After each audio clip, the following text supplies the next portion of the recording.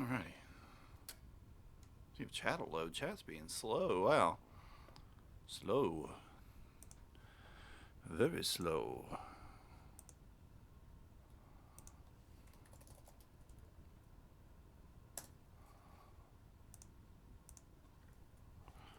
Let's see. Update our guitar command.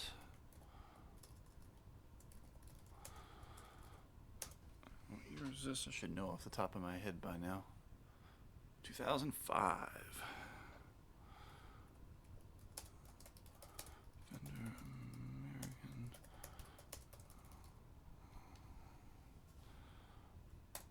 Guitar command is up to date.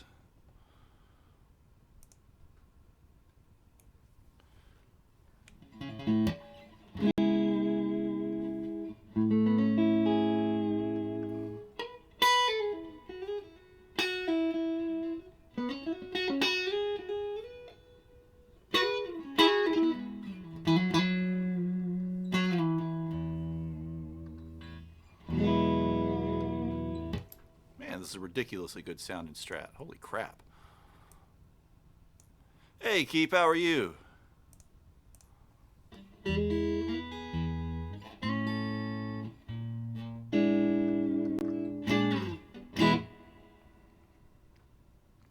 Seven to 10, pretty good.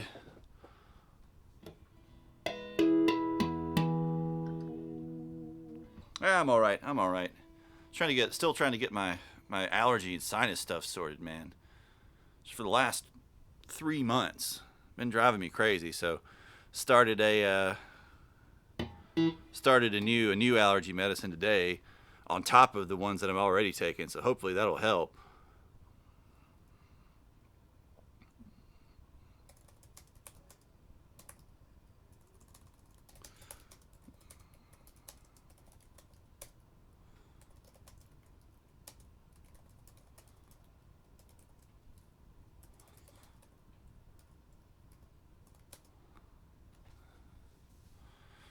No, they gave me nasal sprays and they pretty much instantly made my nose bleed.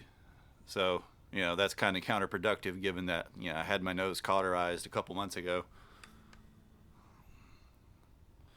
But yeah, the sprays totally burnt me up. Totally burnt me up.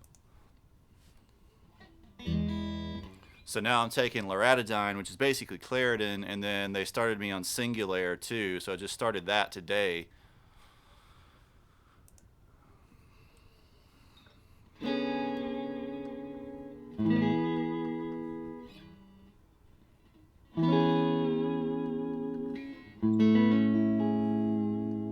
A lot of times Singulair is actually used for asthma, for people with asthma, but apparently it can be used for people with extreme allergies and stuff too.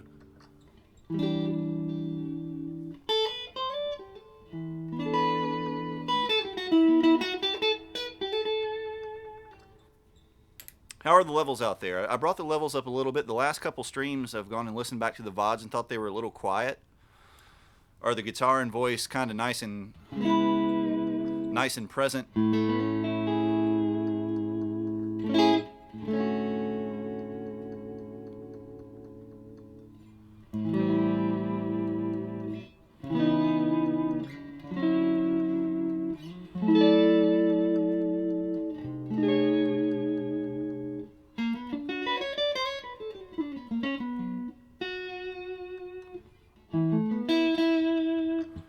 No, I have one mic on the vocals and then another mic on the amp. I really, if I had the money, right now Sweetwater has a pretty good deal on an Earthworks matched pair of SR25s, which is would be sort of my ideal microphone for miking everything up. But it's like $1,000 for a matched pair. But right now I have the Beta 87A on the vocals, on the voice, which is what we've been using since the beginning. And then I have an SM58 on the guitar.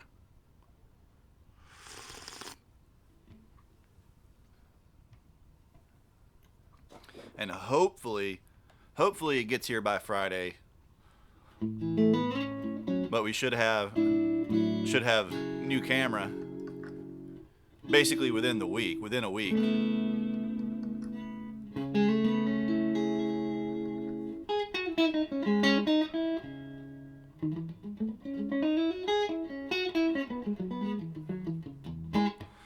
Um, Actually, right now I'm using the handle, the little plastic handle on top of my old Fender Champ as the mic stand to hold it in front of the speaker.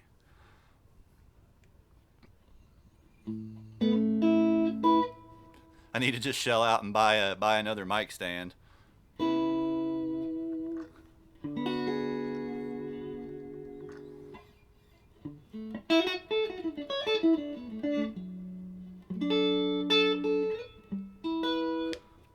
Well, no, so I mean, like if I got a stand with with good adjustability, then I can position the mic in different ways to sort of control the sound a lot more.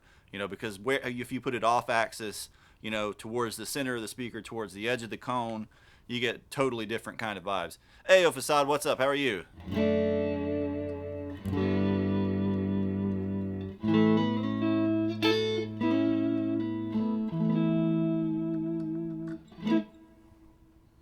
Let me tilt this down a little bit. Let's see a little more guitar.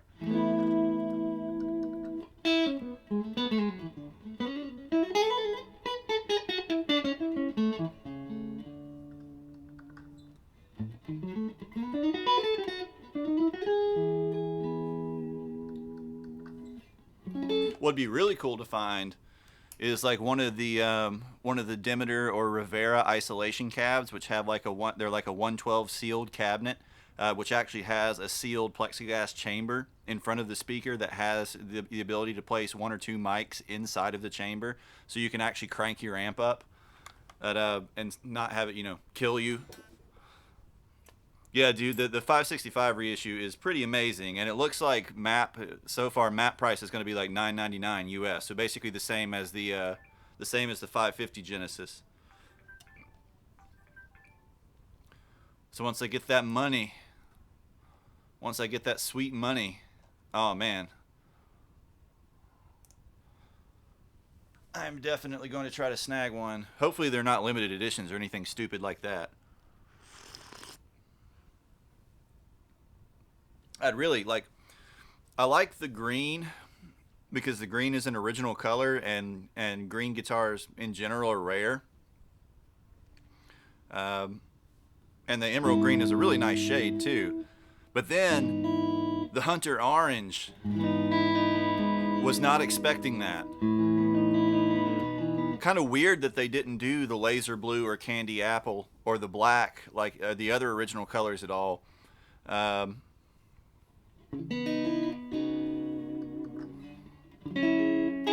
but at the same time, like you could totally get both of them and then just tune them differently or put different pickups in them.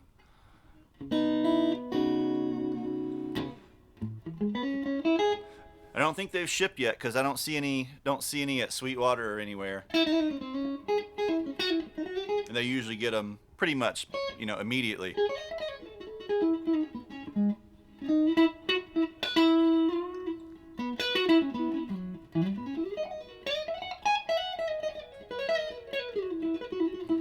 Man, I got this Strat set up nice.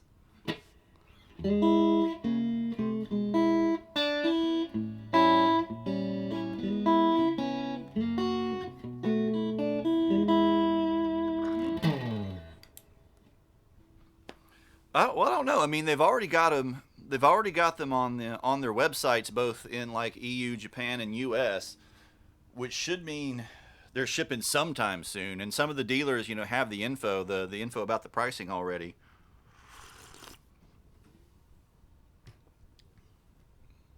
So hopefully not. Plus, I mean, NAMM is not really going to be a thing in the same way this year.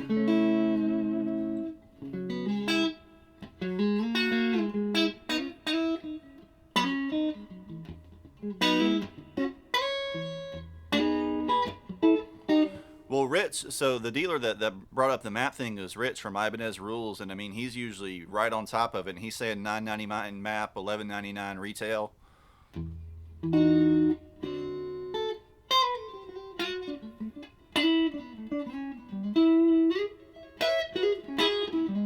My hope is that they actually make a good number of them too. You know, not like 100 of each color or something stupid. which is the thing that Ibanez would do. They'd be like, oh, no, we're just making these as a limited edition. Sorry, guys. Then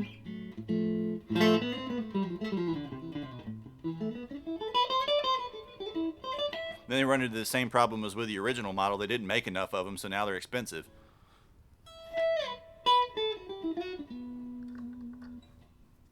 Hey, Pan, how are you?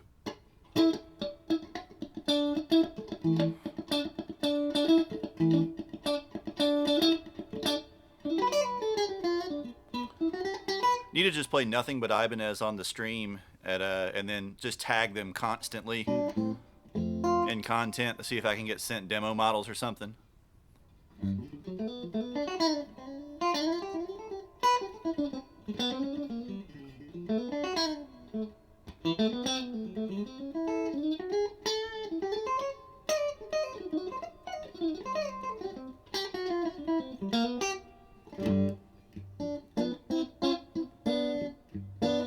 Really, I mean, I see 652s pretty regularly for like the $800 to $1,000 range on the used market.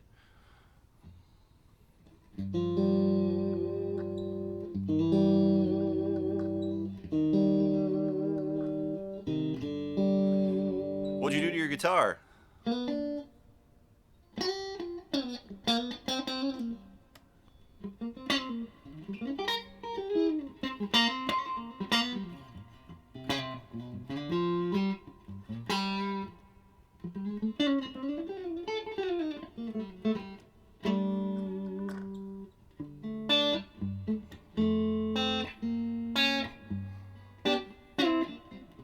Did you change string gauge at all?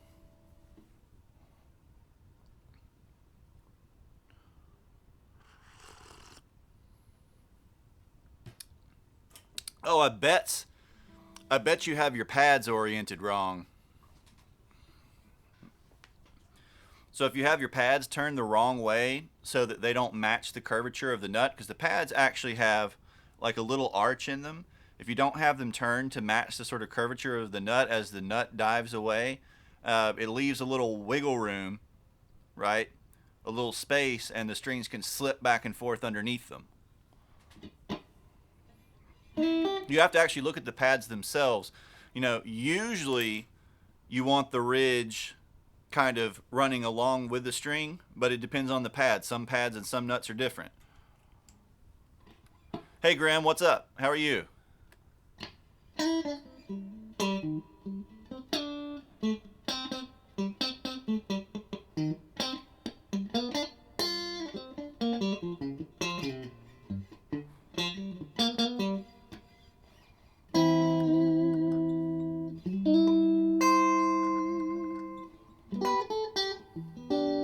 The nut.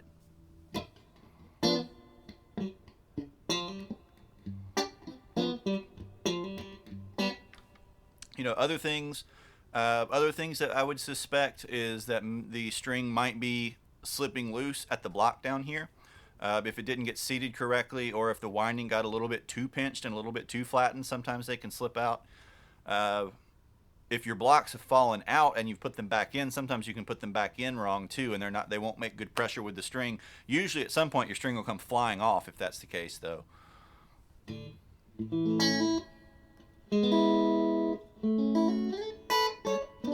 The little blocks inside of the saddles. Which bridge is on yours?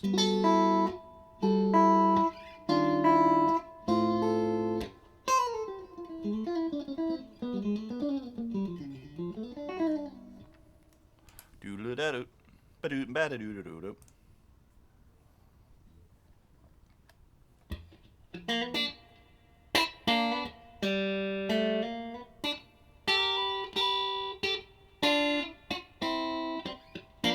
Well, yeah, I mean, Ibanez has, you know, a dozen different bridges depending on the time period in the model.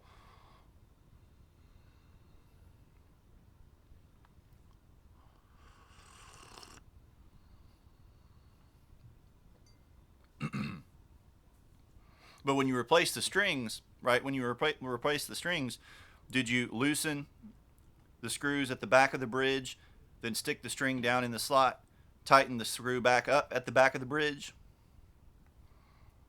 Right? So they're actually little metal blocks inside of the saddle that that screw is pushing to clamp the end of the string down,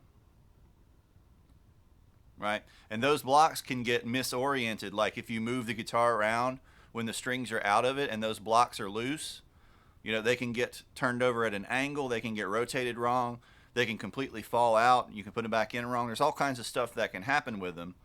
So you want to make sure that they're all like making good contact with the string.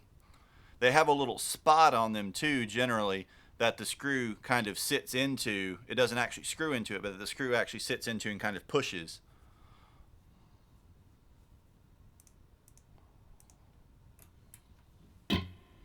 Where'd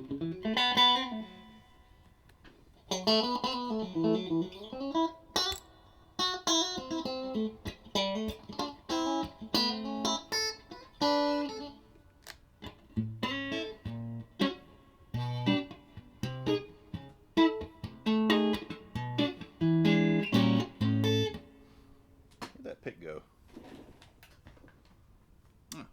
Actually didn't make it to the floor. Nice. But that's one thing that you would want to check, you know, make sure that that's actually seated properly. Make sure that the string is not unwinding down there. You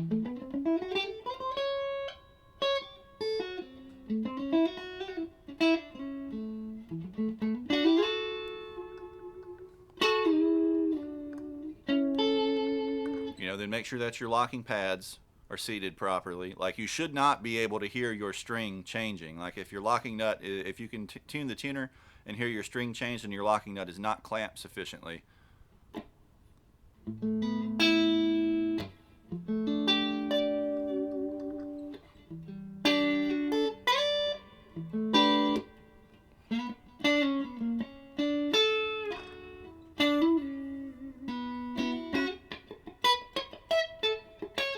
Yeah, the Quantum should be the humbucker.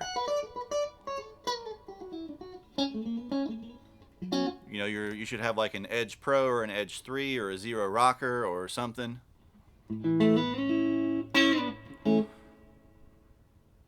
Now, I mean, we can't play that stuff if I don't actually have Fernet to go with it. And I really, you know, kind of need a big band too with a bunch of horns.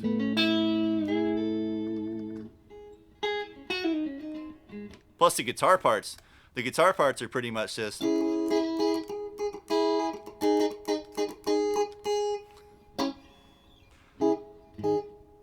strummy sorts of bits. No, dude, I've been out of Fernet for a few months now. For probably about 3 months, I think. It makes me sad. It makes me very sad.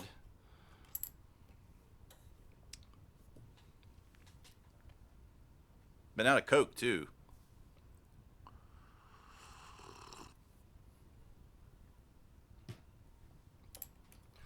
Well, so bridge upgrades can get expensive, like, because you know, buying a bridge does not guarantee that that bridge is going to fit without modification. So you really need to do your research and determine, like, if you buy a better bridge, is it going to drop in, right? And if it's not going to drop in, how much surgery you're going to have to do to get it to fit, at which point you're probably better off just putting the money from a better bridge towards, you know, a new guitar. You know, because if you buy an OFR or you buy you know, a Goto 1996, or you buy, you know, a Schaller Bend Master or Lockmaster or something like that, you're going to be spending 150, 200 bucks on the bridge alone. And if you have to do actual woodworking, if you have to actually modify the guitar to fit it, it starts getting expensive.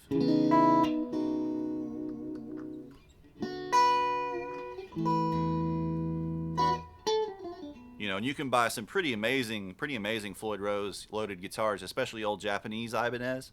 You can buy those for $400 or $500 pretty easily, which have one of the best Floyds ever, the Ibanez Edge on it.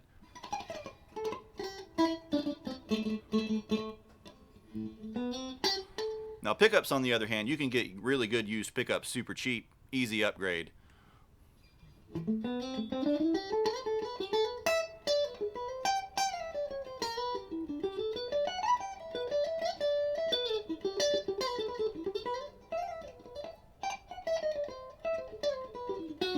All right, and so Keep wants the most expensive pedal I own, excluding the Moogs.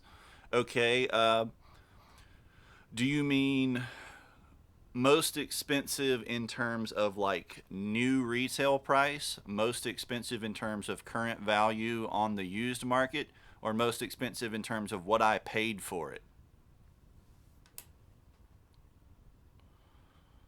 Yeah, the Low Pro Edge is what's on my S2020, my Ibanez Prestige with the piezo pickup in the bridge, and that is a fantastic bridge.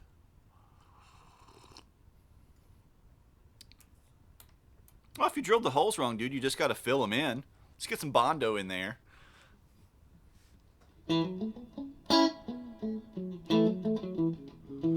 Okay, so most valuable pedal I own in terms of current used market value, excluding the Moogs. Oh, check the Discord.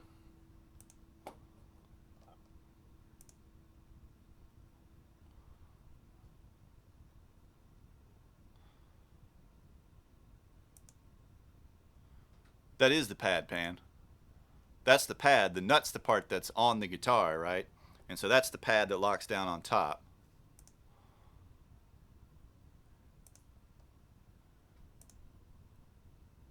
Some people call them the clamps. Not the cramps, the clamps. So the nut in the case of a locking nut, the nut is essentially the shelf that's on the guitar, and then the locking pads or locking clamps lock down onto that shelf to hold the string in place. All right, so what you want to do, you know, can't really make it out from the photo, but what you want to do is you want to look at your pad, and when you look at the pad from different angles, if you rotate it this way, like hold it flat essentially, and then rotate it this way, you'll see one part has a curve, like a little hump in it. You want to make sure that curve aligns to the curve in the nut, because if you look at the actual shelf of the nut, that'll have a little sort of downward curve as it moves towards the tuners in it.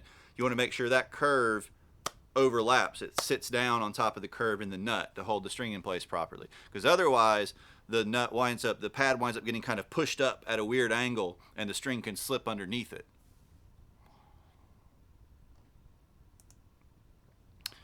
All right, let's see. All you got to do, Grim, is just measure your stud spacing. In particular, measure like the size of your cavity. If you go look up any model of Floyd Rose, whether that be an OFR or original Floyd Rose, or like a Goto 1996 or an Ibanez Edge, etc., you can find very specific dimensions for it. You know, all the way from the sides of the bridge, the sort of wings of the bridge, to the length this way of the intonation screws, to very importantly the knife edge spacing, which is basically where the studs are going to be placed into the body that the knife edges are going to pivot on. All of that stuff will be included in the specs. It's really specific.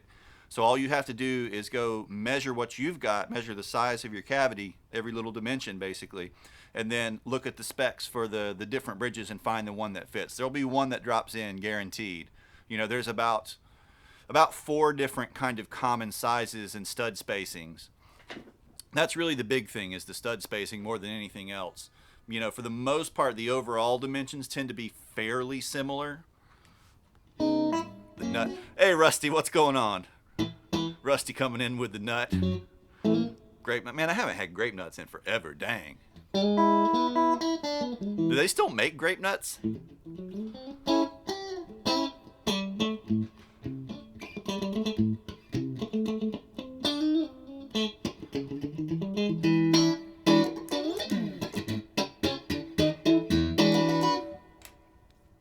All right, so we were thinking, what's the most? They keep wanting to know, want me to pick the gosh, ugh, the most expensive pedal I have in terms of current market value. So that would probably either be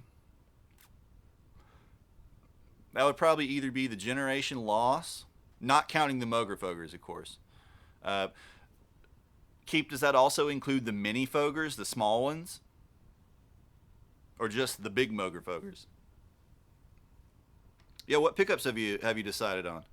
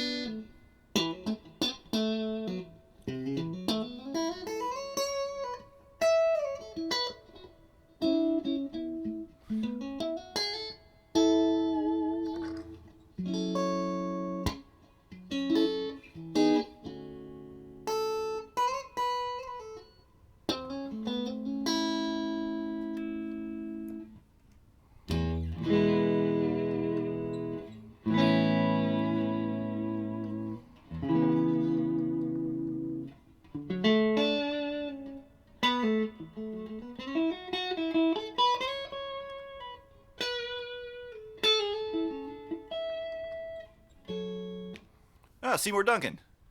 Jazz neck and distortion bridge is a classic combo. That's what was in basically all of the early Jacksons, unless otherwise requested.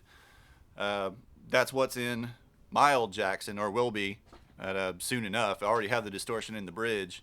I'm going to put the jazz in the neck.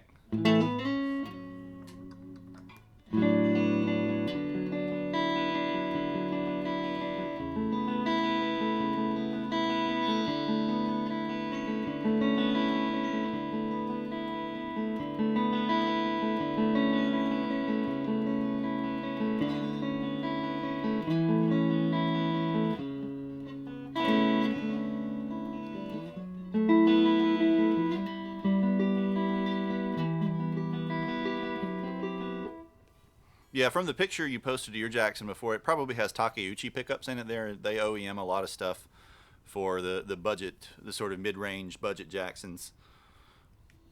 But yeah, I mean, you can get, in my case, I had to hunt down vintage ones, which cost me a little bit more and a lot more time trying to find a matched vintage pair, um, kind of asynchronously, because I found the bridge pickup first, and then it took another 6 months to find, if not longer, to find the neck pickup wound by the same lady at the same time period at the Seymour Duncan shop. But just a regular off-the-shelf set of jazz and distortion, you can get used for probably less than $100 for the pair, and it's a great sounding combo.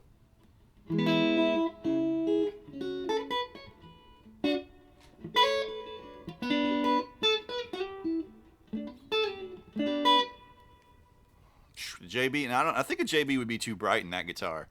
Like basswood body with the Floyd and a maple board, that'd be a really, really, really cutting combo.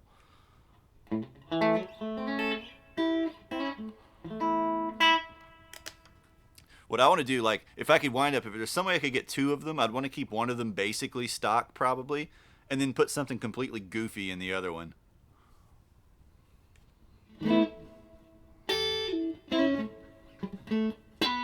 Like a telly neck pickup and like a Filtertron, a Gretsch style pickup in the bridge, or something ridiculous.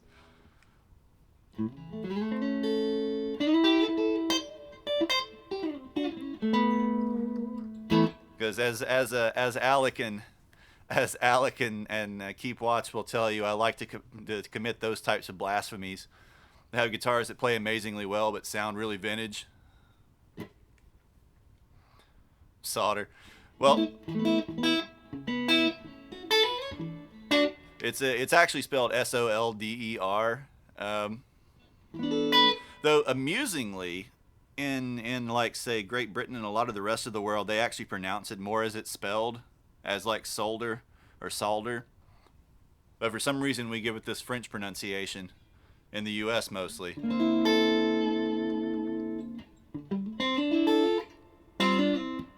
No, dude, they're not even P90s anymore. Remember, they're like Day Armands. They're TV Jones Day Armand style pickups. I like how you're complaining about that guitar though, and not the P94s and the BC Rich.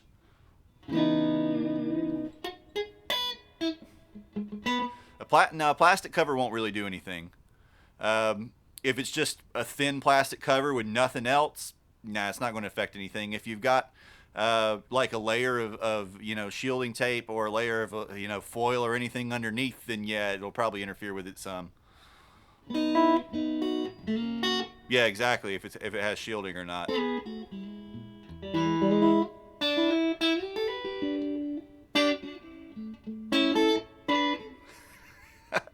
No. Wait a minute. Wait a minute. Let me get on. Let me jump on Facebook real quick and see if I can find this, and I'll post it in the Discord.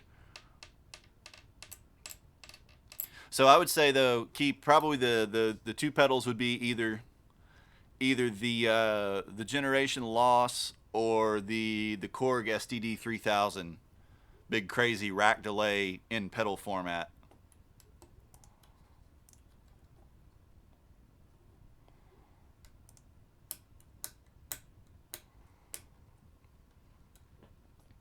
Probably. The Rotosphere is pretty expensive too, but the Rotosphere is not very exciting by itself. Dude, if everybody who needed skills refrained from buying guitars, there would pretty much be like no guitar industry as we know it.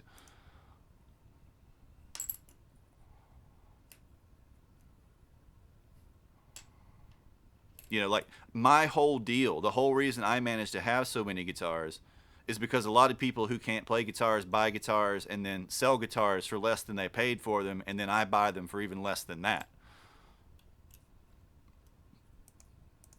All right, let me see.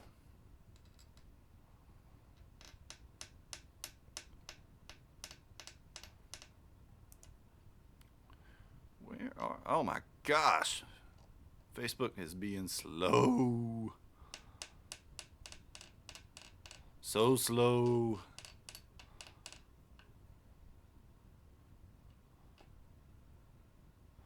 What is this crap? What is Alec posting?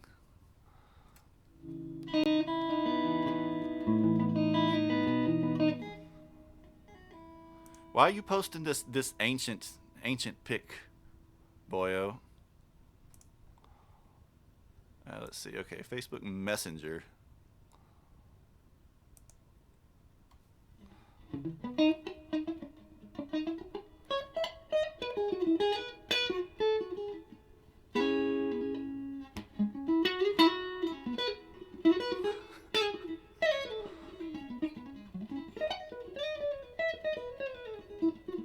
Wasn't that at the Junior Brown / Reverend Horton Heat show?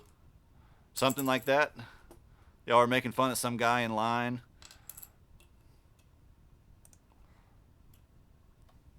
All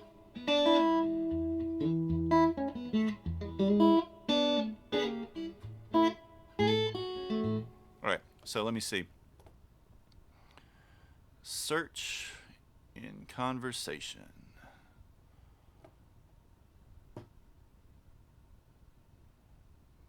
Good Lord.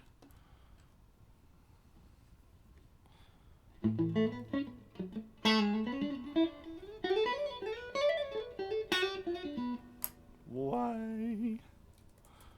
All right. This is probably like a couple years old, but should still be somewhere around here.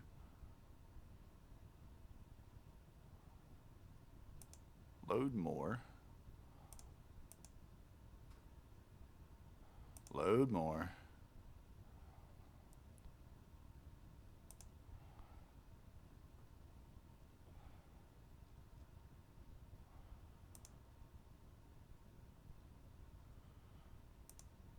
But yeah, so keep. What do you think? So the generation loss or the STD 3000 delay unit?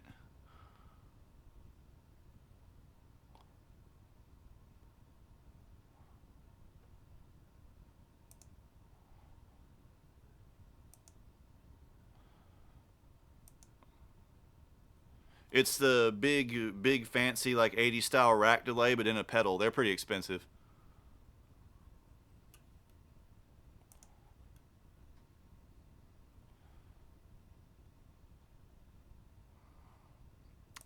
Where is it at?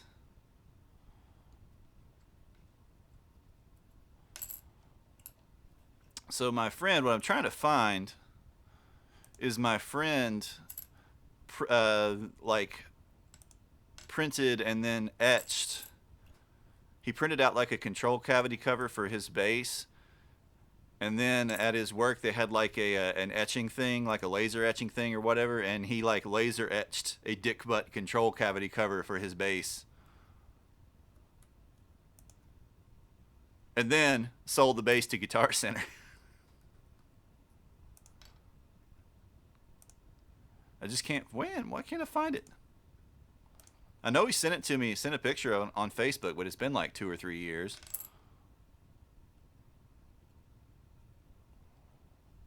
Yeah, well, I'll see if I can find it later and then post it in the Discord. All right.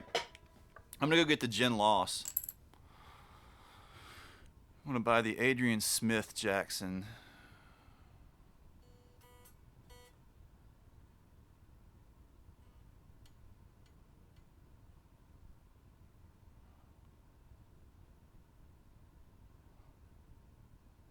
Put a detuner on all of the strings. You may have some issues. You may have some issues with intonation. You know, there actually are. I've seen a couple that have them on the D string and the A string. I don't think there's anything actually stopping you from doing that. But they might not be in tune if you do that.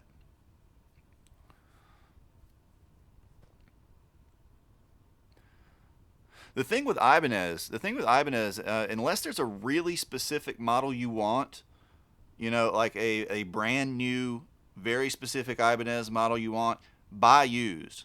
Because Ibanez is one of the greatest values on the used market.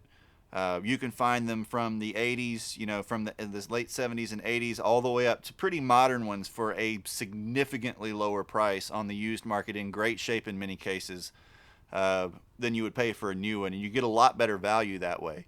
You know, you can buy a $1,500 new Japanese Ibanez with nice pickups, a case, and everything used for $700 or $800 in a lot of cases. All right, let me go get the pedal, and we'll get started with our pedal noodlery. Well, actually, let me ask before I go get that pedal. Does anybody else want to pick some pedals? Because I mean, it's freaking Pick a Pedal Wednesday.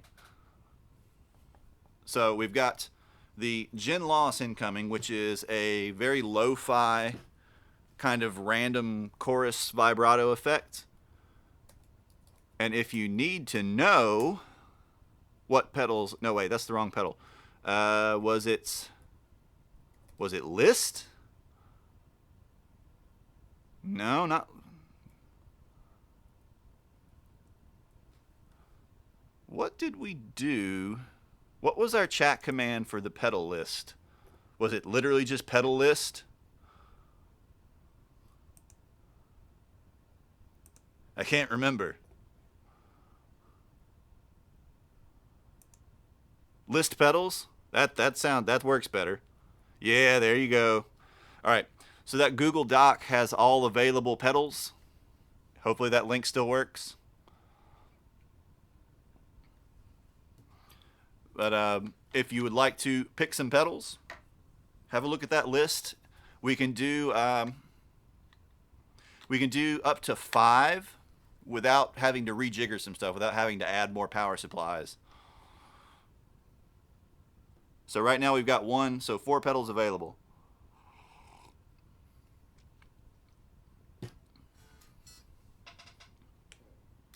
The one behind me? You mean over there? Turn the Booba into a pedal. So that's the Pog. That has its own power supply, so we can hook it up separately. So that one won't count towards the 5 pedal max limit. That one, though, I think the power supply is failing because it's getting really noisy, and apparently that's what happens as the power supply starts to go bad.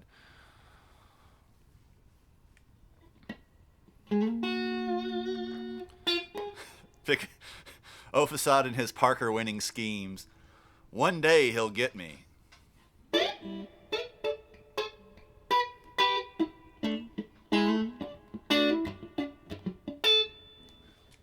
Alright, let me get this one over here.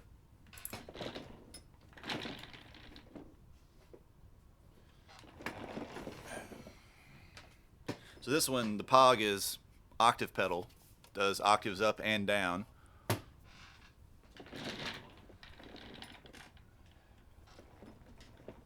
this the right power supply? Yeah. After a lot of yeah, but if it's too much for net, then how on earth am I going to manage to ship it to Argentina?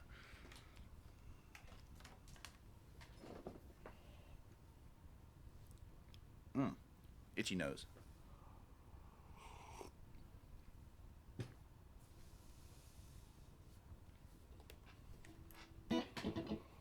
All right, so we've got generation loss coming up.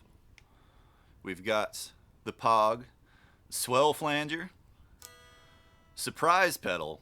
Well, that'll be fun. So let's see, that gives us 3 on the regular power supply, plus 1 on its own.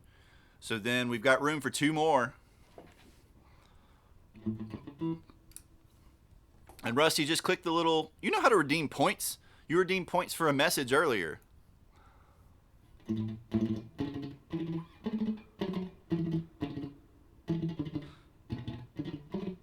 Power supplies aren't pedals, Rusty.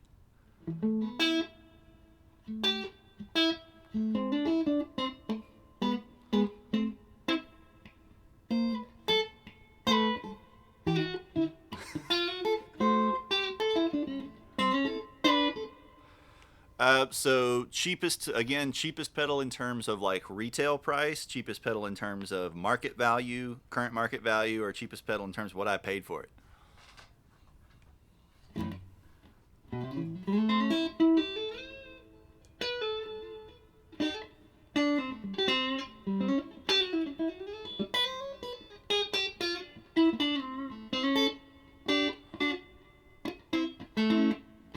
Cheapest one in terms of build quality, I'm afraid to plug in.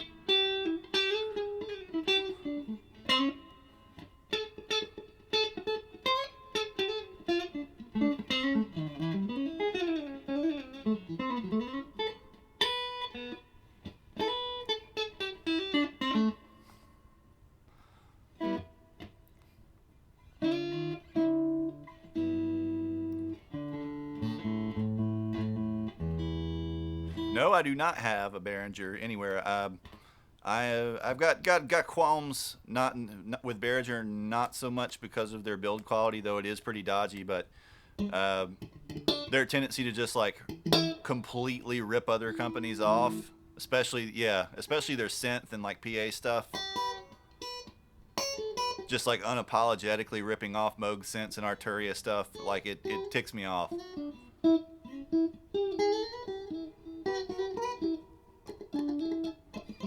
You know, it's not like they're building a clone of some circuit that somebody made like 40 years ago. They're just like, oh, hey, here's your cool new product. Yeah, we're copying that.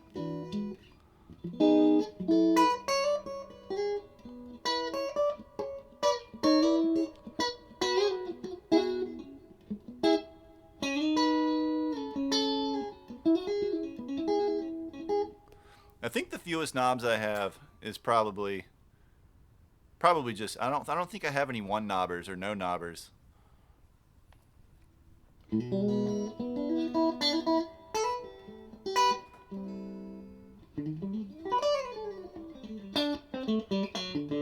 All right, so we've got Pog, we've got Gen Loss, we've got Ibanez Swell Flanger, we've got cheapest pedal I can find, and we've got mystery pedal. I mean, that's probably good for now. That's probably good for the moment. If anybody else has got something, throw it in.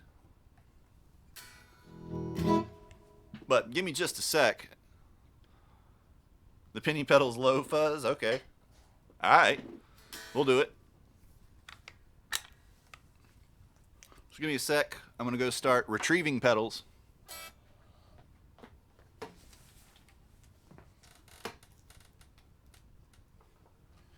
And I need to plug this one in too.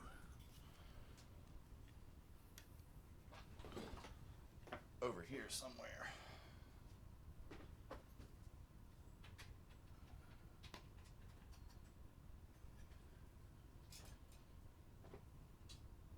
Yeah. Oops. plug in here.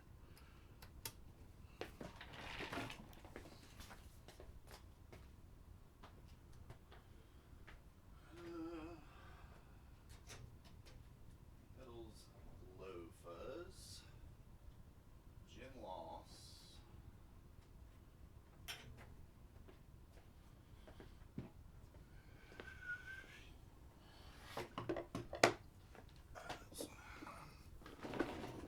Let's get daisy chain over here. Really need. I think I might change the donation goal from parts for the Zion guitar, because apparently nobody cares about that, to a power supply fund, because we really need to get like a legit, like a Chox power supply or something. So that would make this way better. Way better. We could power a lot more pedals a lot more cleanly.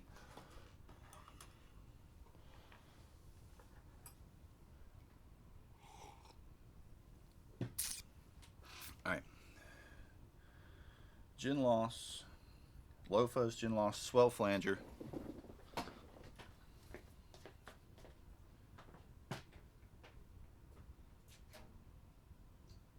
That's down here.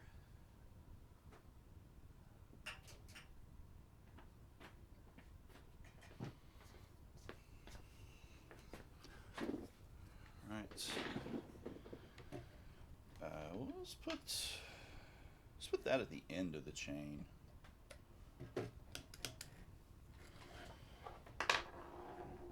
Run this from here to here. Alright, mystery pedal. Mystery pedal. Could just kind of eeny, meeny, miny, mo.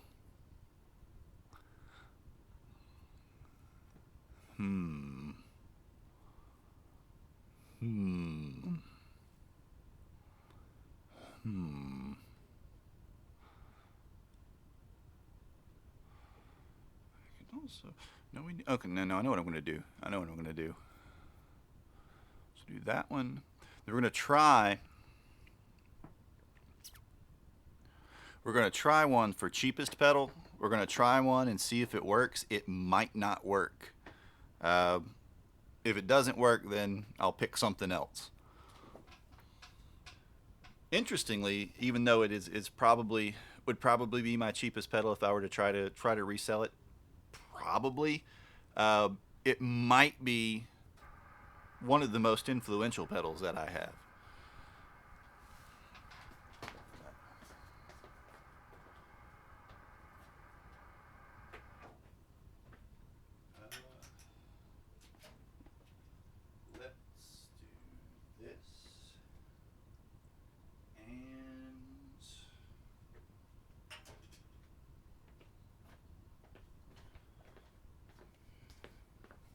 Well, actually, let's put that at the end.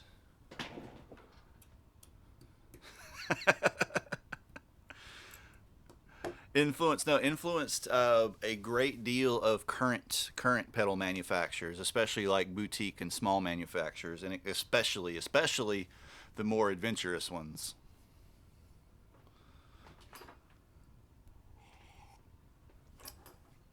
This guy's circuits got a lot of the current boutique builders started, because he would come up with lots of really crazy circuits, especially fuzz type circuits, and would then publish them for free on the internet. But this is one that's actually built by him.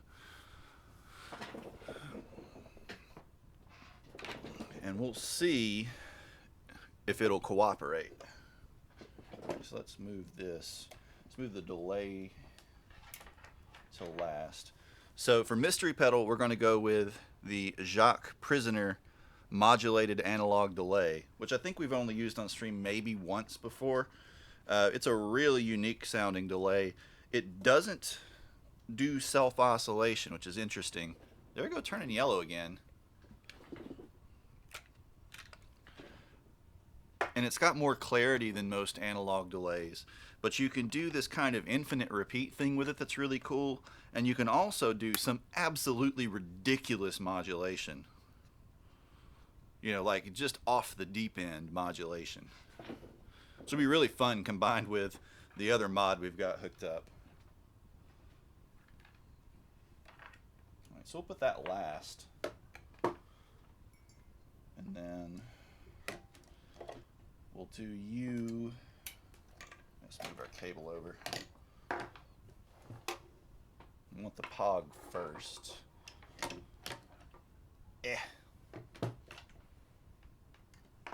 Actually, I need to move everything over this way a little bit.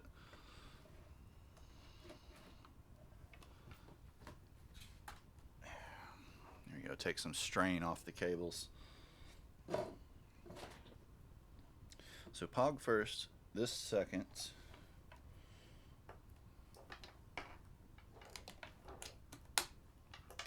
There we go. This next to last. This guy third. Now patching this in is going to be a joy. Alright, and then you're going to be first. So we need cable 1 over here. Come back. There we go.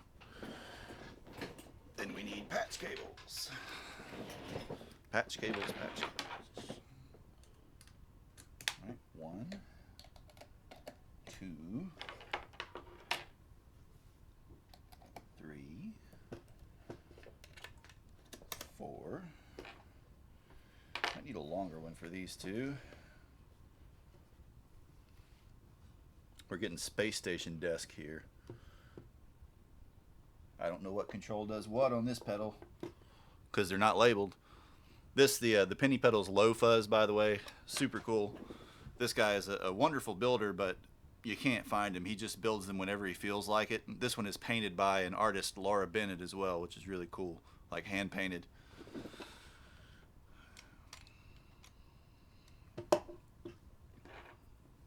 Alright. Longer patch cable to go from here to here, and then we can probably do short patches from here to here and here to here.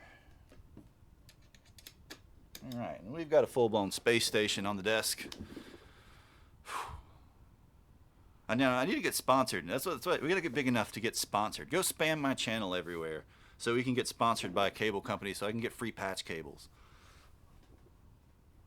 Like all those dudes on YouTube. Or just, you know, get not lazy and make some.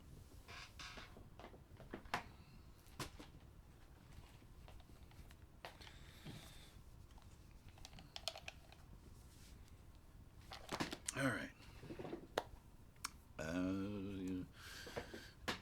Cable end.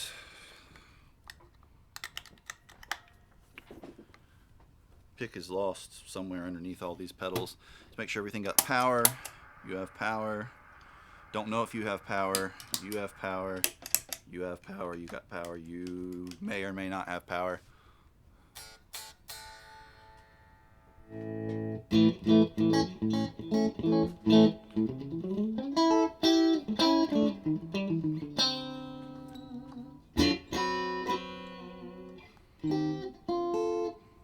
Well, I could just stick, you know, a gigantic logos on every single corner, or, you know, have somebody make me one of those, you know, the thing for your stream where you just have giant logos everywhere, you know, in Mountain Dew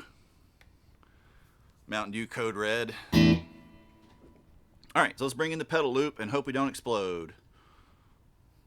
All right, signal's getting through. That's good. That's a good sign. All right, we got some delay. That's a good sign. That means we don't have any bad cables anywhere. All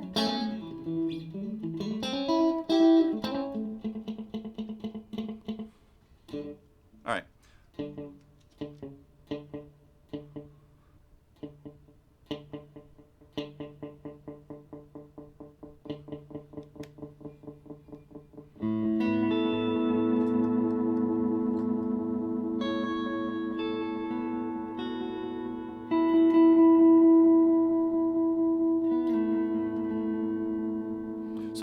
Jacques Prisoner delay.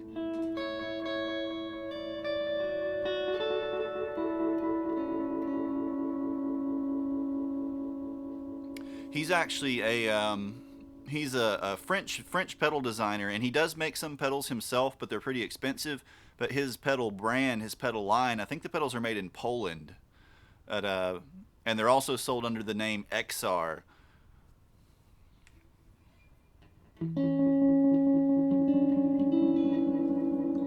Yeah, dude, I'd do me some NordVPN shilling. Be in good company. I don't know if I could make a sponsor, an ad as good as Internet Comment Etiquette or something, but.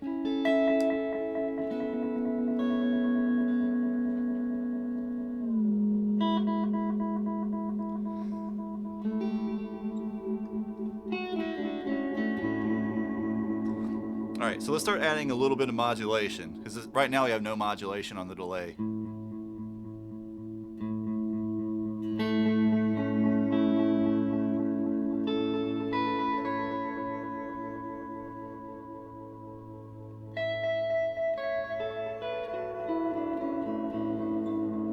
And it's really cool if you turn you start maxing the clock out. We get that little bit of clock noise bleeding through, that little aliasing almost. Makes it really crystally.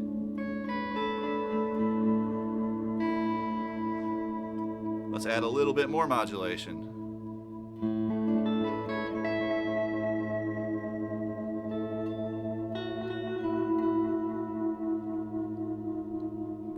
Weird mobile game? I'm not familiar. I don't keep up with mobile game stuff at all, though.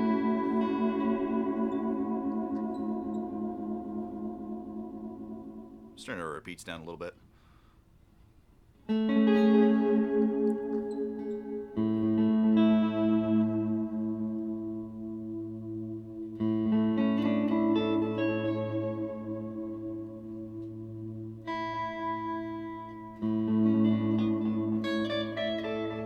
Let's get a little more mod.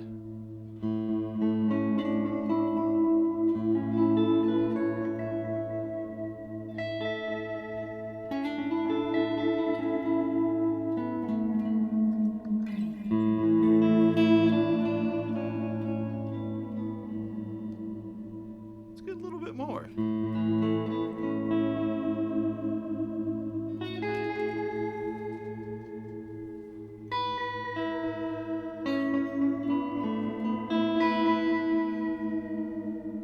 Turn the mod all the way up, because that was at about 11 o'clock on the dial.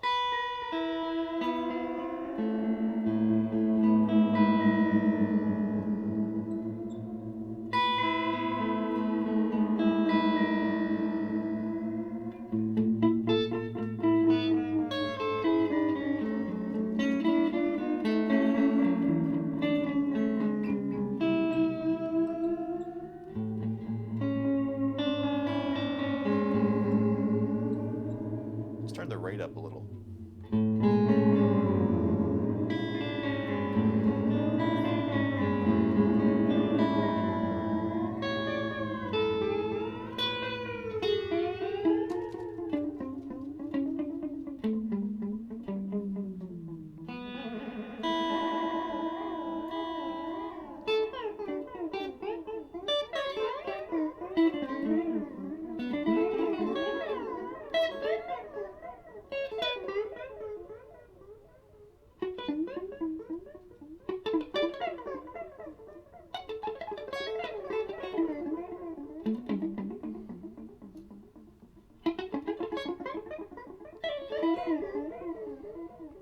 Really weird and vocal.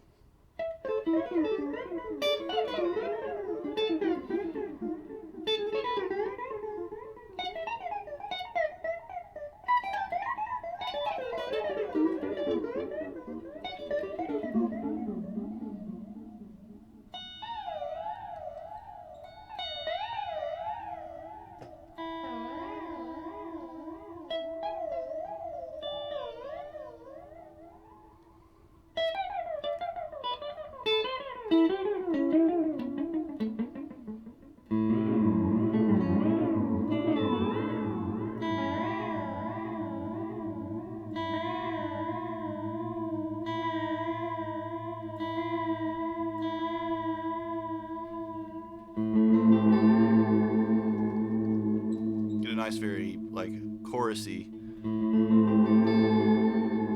at a more subtle setting like that. We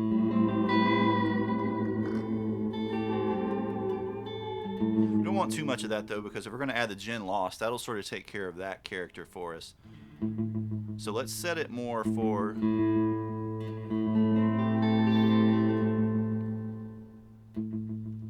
a longer delay time, a little more space, and a very slow mod. Okay, so that should be good for delay. All right, let's try dialing in the low fuzz.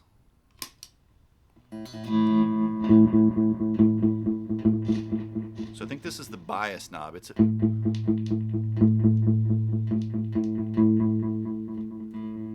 the middle knob is volume.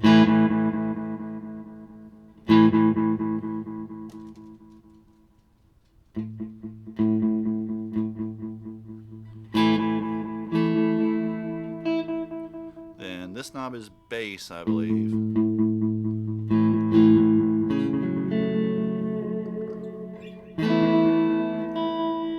And then this knob is bias? Yeah,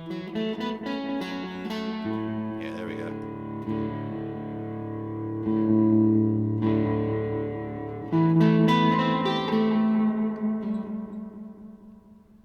So by itself,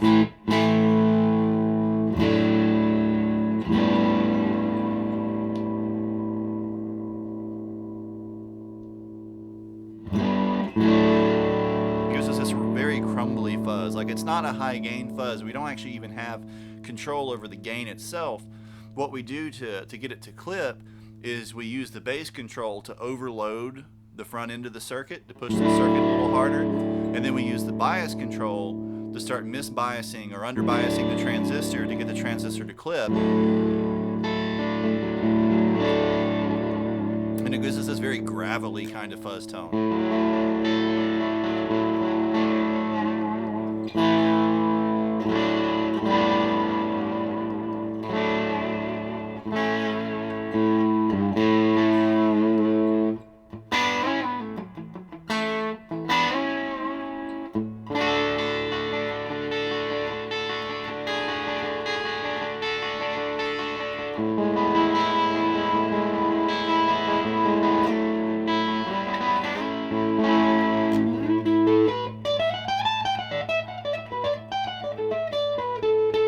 Up here in these higher frequencies, we get a little bit of a ring modi kind of character.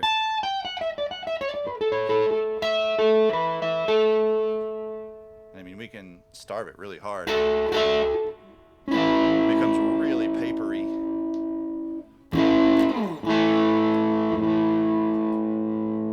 I don't like it quite that starved though, because you lose a little bit too much body. Alright, so let's dial in our flanger.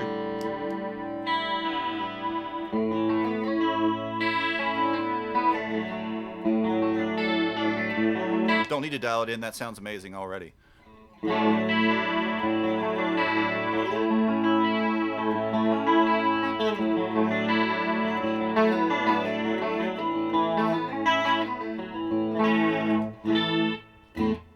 Alright, so let's add our delay. I'm going to bring the level down a little.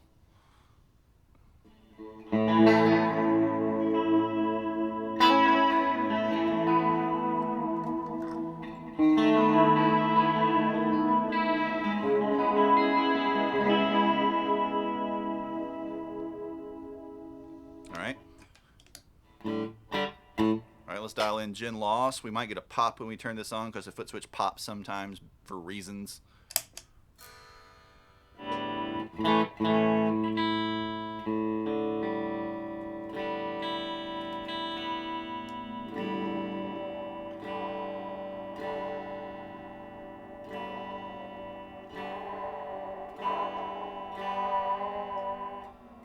And the generation loss is a VHS tape simulator to emulate the kind of warp and warble you get in a VHS that's been recorded over multiple times.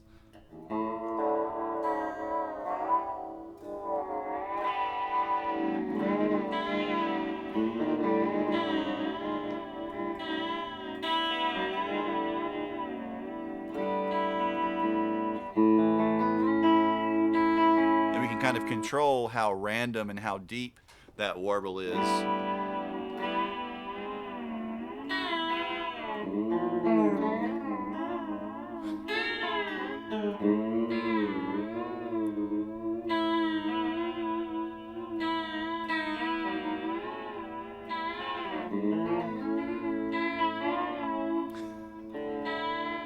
Set it a little more subtle.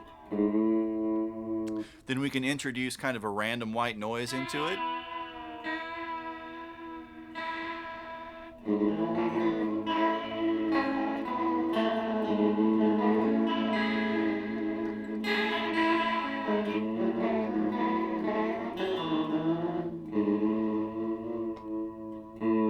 Then we can introduce bit crushing in it, or well, more like sample rate reduction.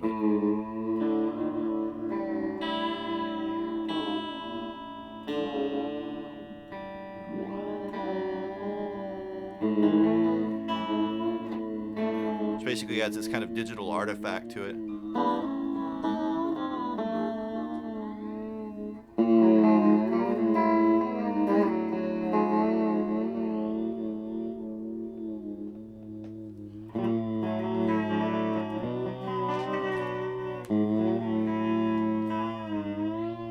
Right, so you can get into super seasick territory very quickly.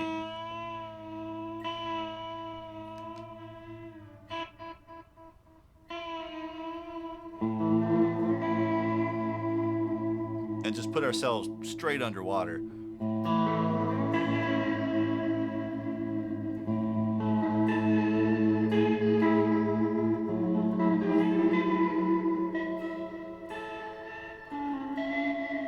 Yeah, I'll check it out. I'll see if we can do it.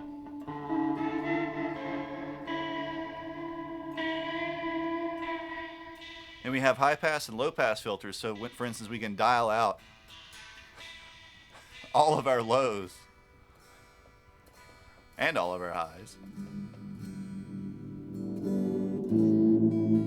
So we can get really muffled or really bright.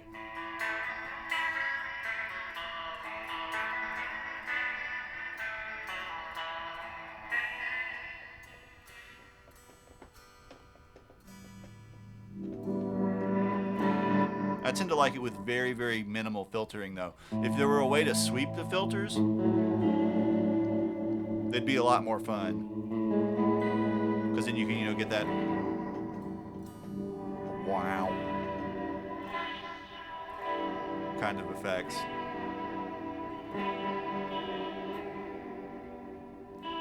All right, so let's add our fuzz to that.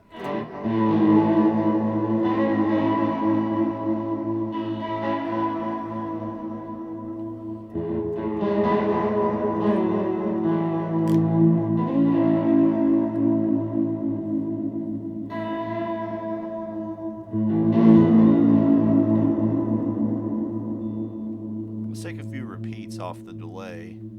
All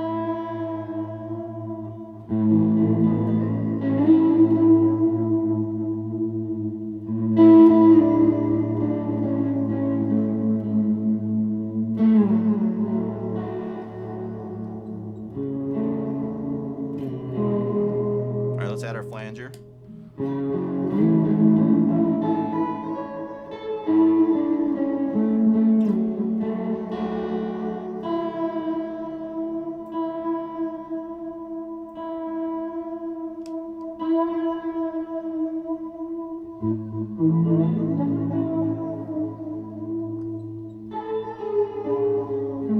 Hey, Zomball, how are you?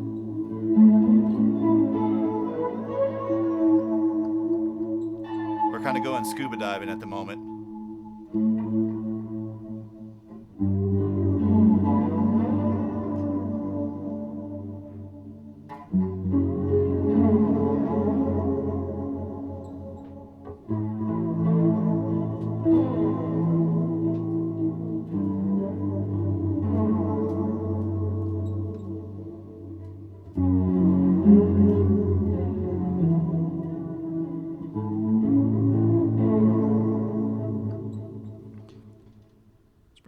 Down on the fuzz a little.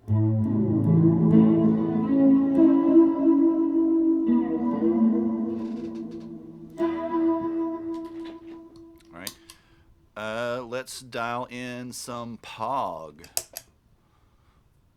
some of our octave.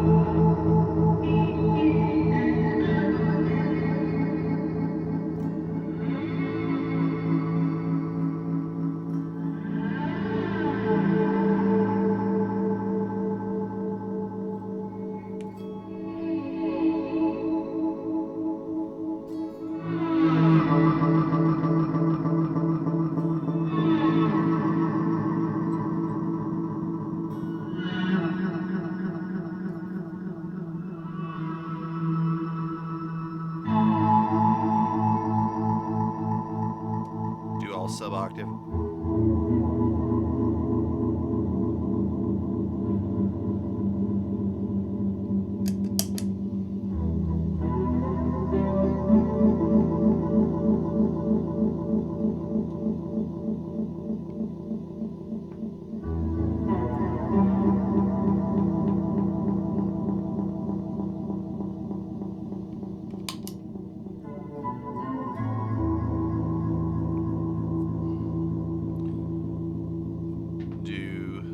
Just 2 octaves up. Yeah, this is getting pretty like 80s goblin-y.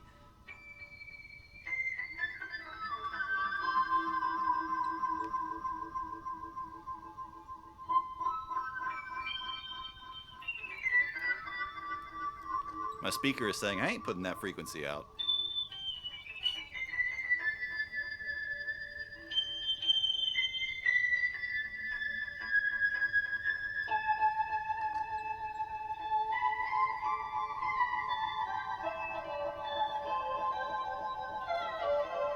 Right, we can add in 1 octave.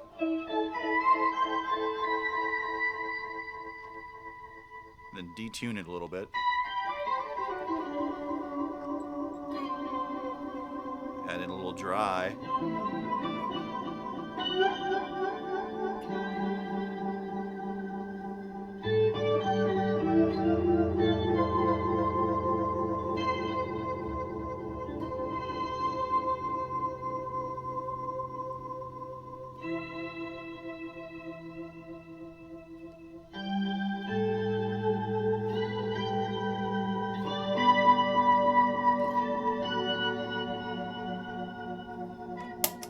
right. So let's try adding in the cheapest, quote unquote, pedal that I have and see if it works. Hopefully it will function and not kill us. Oh yeah, it's working.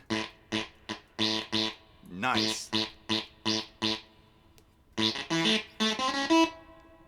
Keep Watch, do you remember this pedal if you're still here?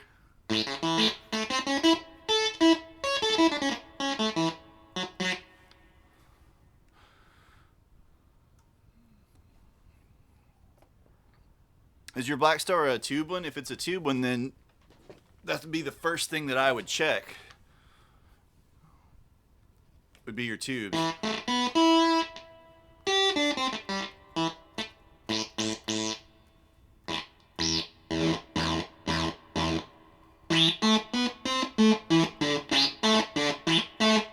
Yeah, so this is a Tim Escobedo Ugly Face fuzz.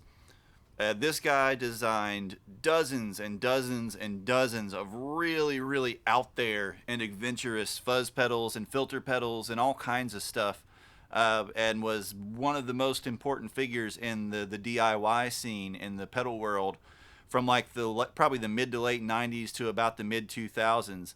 And lots of companies like Earthquaker and Devi Ever, tons and tons and tons of small like and boutique pedal companies, and some of which have gotten pretty big, actually got their starts building his circuits.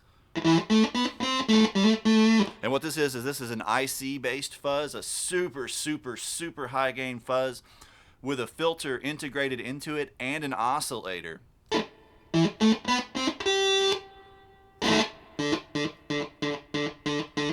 So I can control how quickly that filter opens.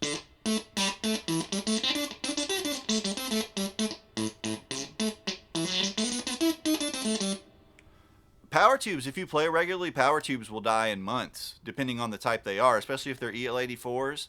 Most EL84 amps tend to run them cathode bias and run them pretty hot. If they're EL84s, they can go, in just a few months if you're playing every day, especially if you're playing loud at all. Preamp tubes tend to last a long time, comparatively speaking.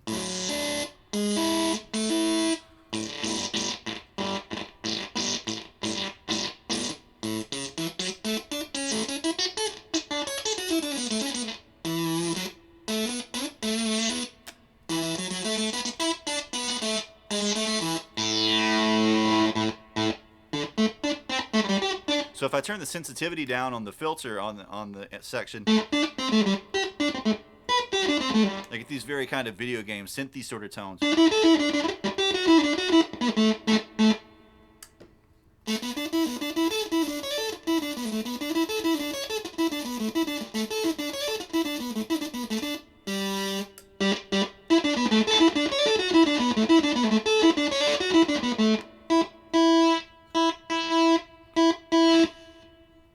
Save that one for later.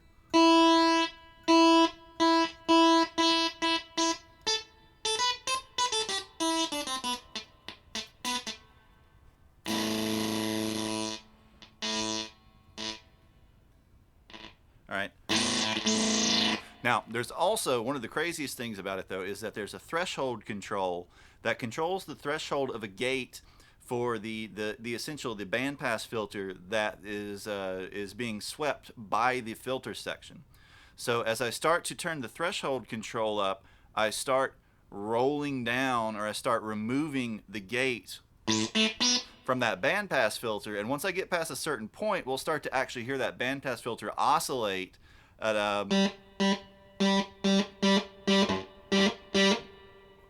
while the filter is open.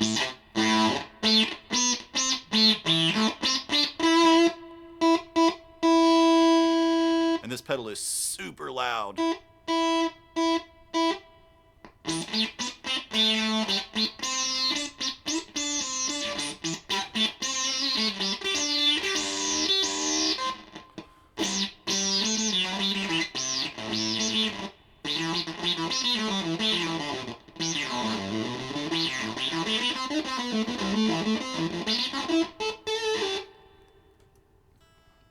Yeah, I mean, a ton of guys are going completely ampless now.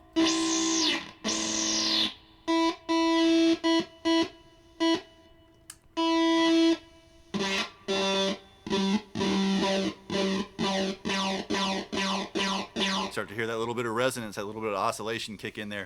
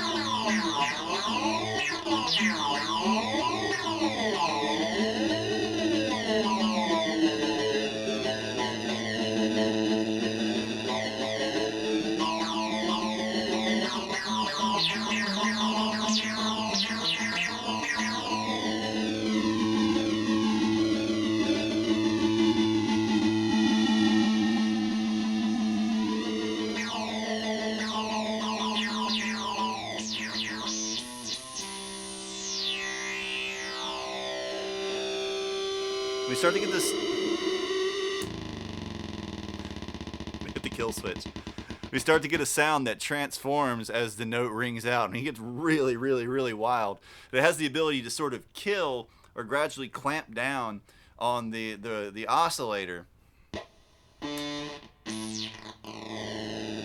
once I get past a certain point, that oscillator starts free running.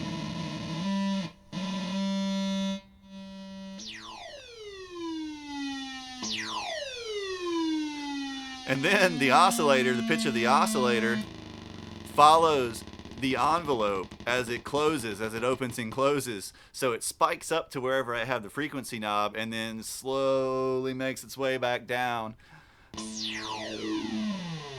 As that closes,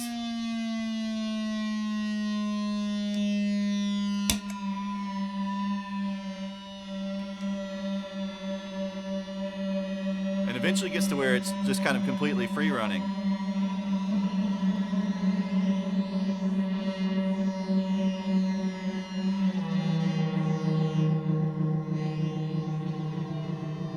And I can pitch it with the frequency knob.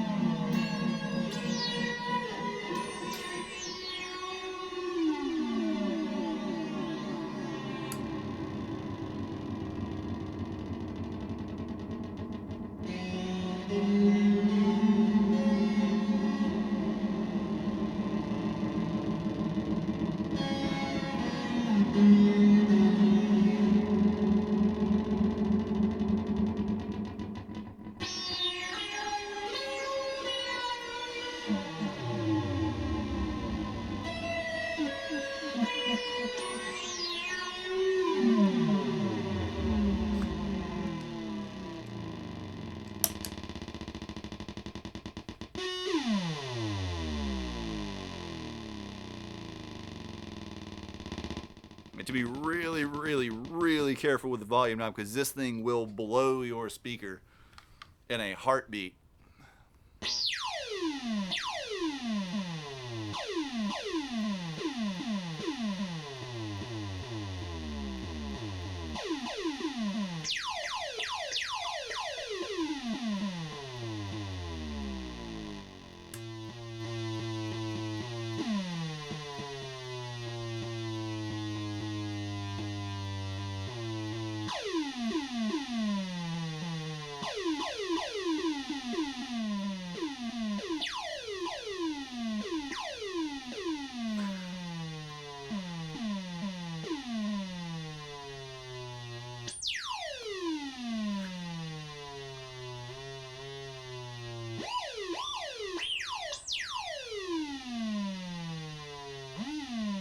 If you touch it just right, you can get these like little subtle woo woo without making it completely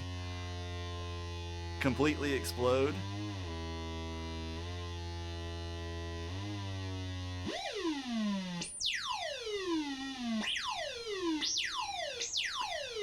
It's so goofy.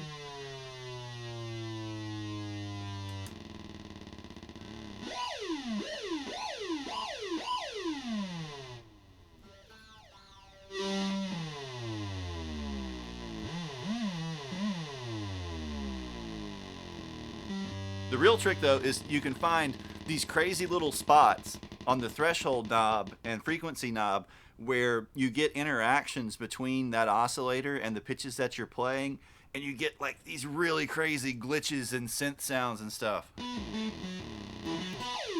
And like you get like subharmonic type stuff, all sorts of weird things, as though these were not weird enough.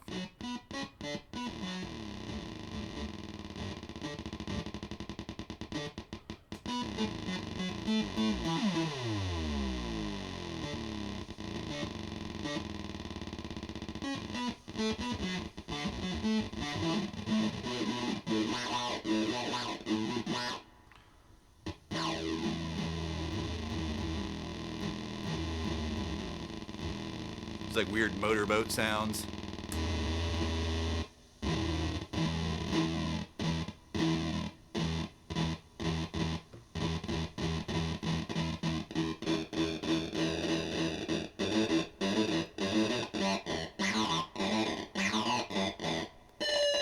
Oh yeah, it also interacts with your volume control because of the impedance change. Messes with the gate.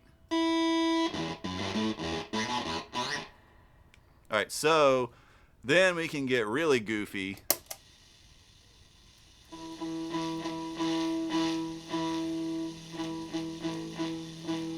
No, it doesn't like this pedal at all. Does not like this pedal one bit.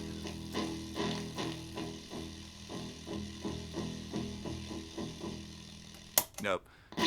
Doesn't like the octave pedal. Probably because it's digital.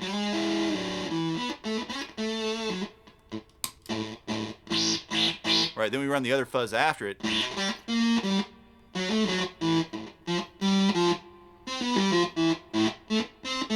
Nah, man, like if you had a speaker that could reproduce serious highs and lows, man, you could shake the house down. You could probably break glass with it too, because it gets really high, like dog whistle high, when you open up the frequency knob.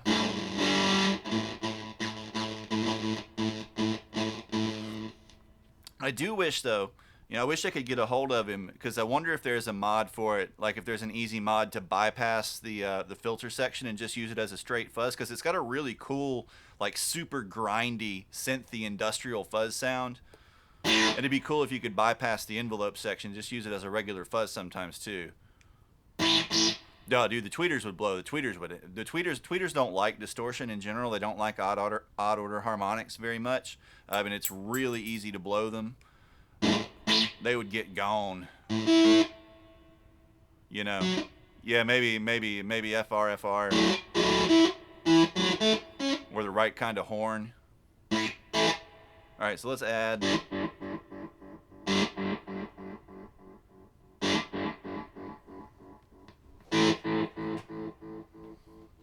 Drop my pit.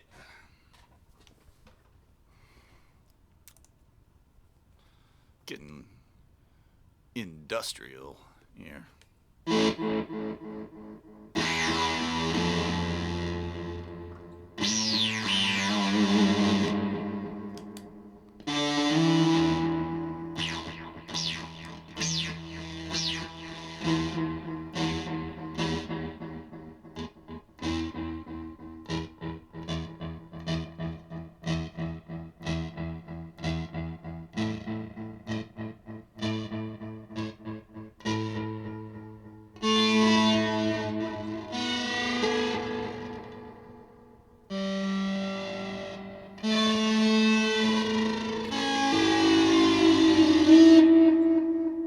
That's rank.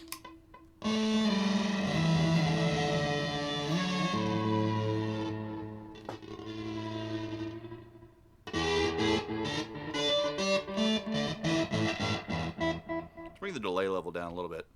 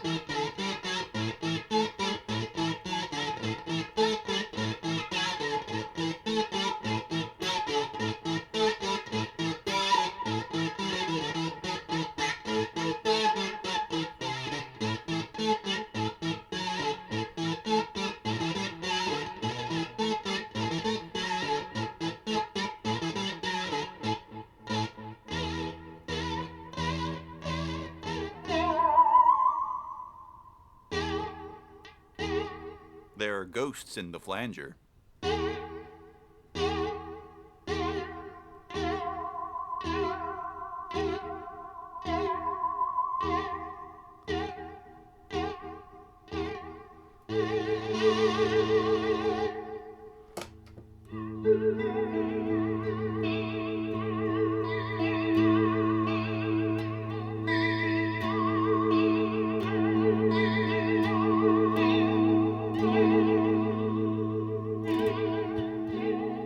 Nah, there's nothing. There's no kind of like trim pots or switches or anything internally.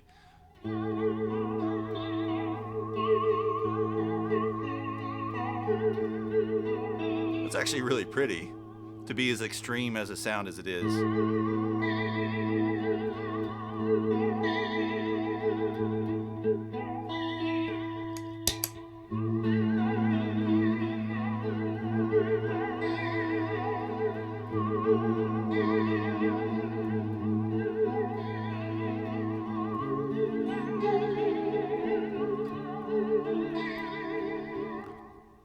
Depends on what type of pedal it was. There have been a few like that, especially treble booster type pedals.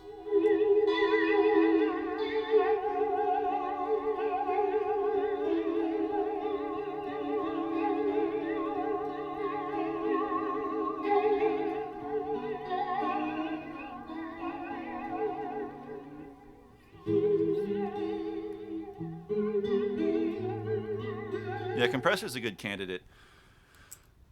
Things without volume controls, especially gain pedals though, without volume controls are usually treading a dangerous line for me.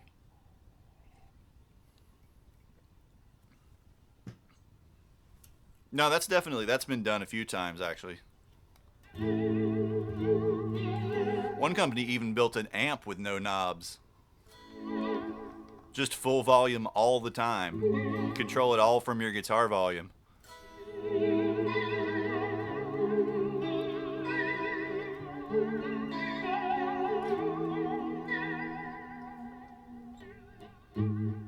All right, hold on. Let's add some of the octave to this. I think this will. They had built another amp one time that had controls, but none of the controls had labels. They just had completely random pictures. They were making fun of oranges. You know how orange amps, the old orange amps, just have pictures, but the pictures on those make sense if you think about them. you know, like a treble clef and a bass clef, etc. This one had like pictures of houses and cheese and farm animals and stuff like that for all of the controls.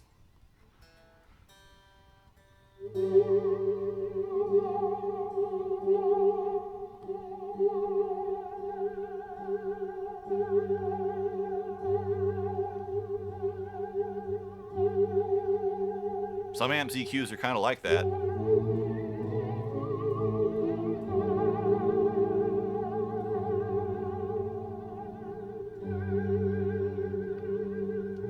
Yeah, a lot of hi-fi stuff is like that too. Like it's dialed in, it's built for a specific sound, and that's what you get. You either like it or you don't.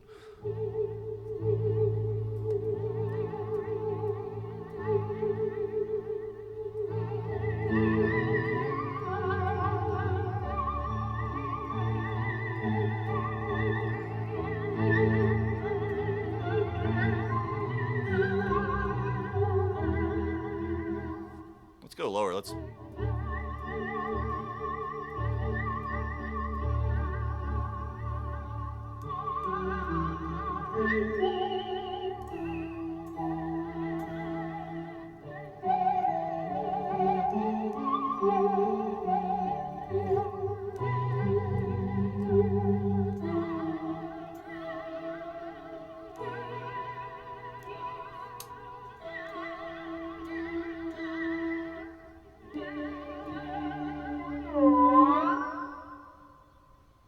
So if we slow the rate down on the flanger, the rate's almost all the way up here.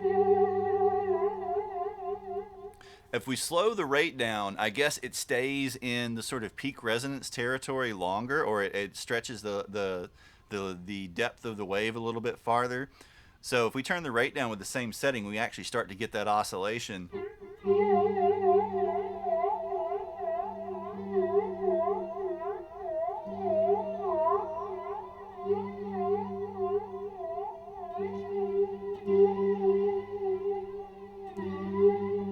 Just to compensate for that elsewhere on the pedal.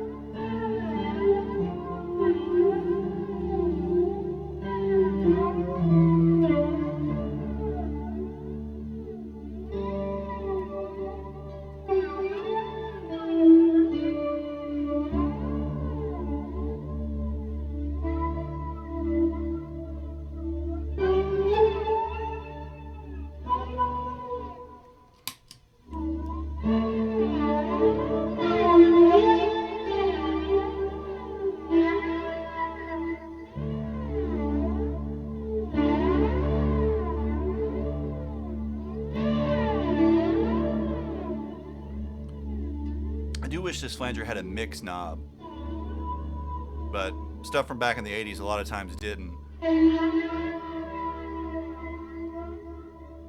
So it can be kind of hard to dial in like sort of a subtle sweep. It tends to be really on top.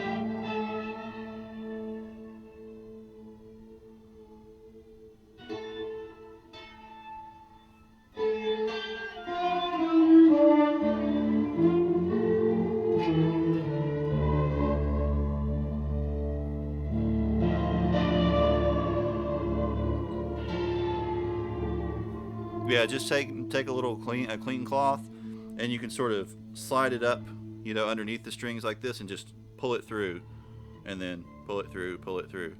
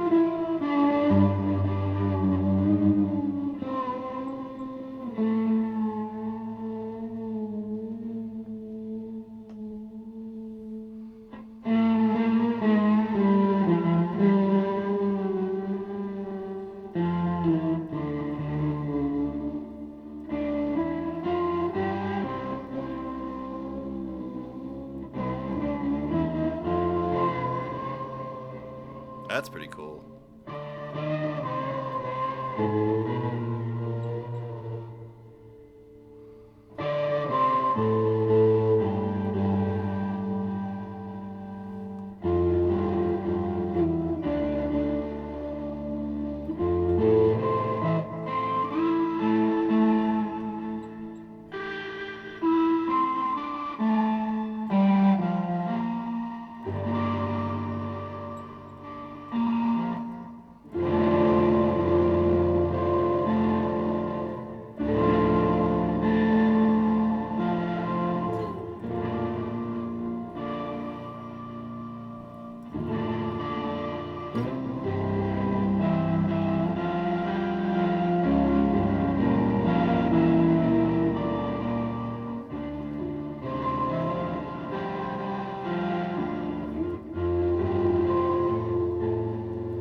Yeah, so right now this is the Pog, the octave pedal, the low fuzz, the generation loss, and the delay, the Jock Prisoner delay.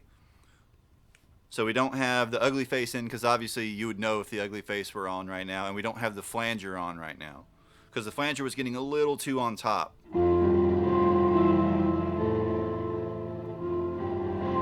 So without the fuzz, we'd be hearing this.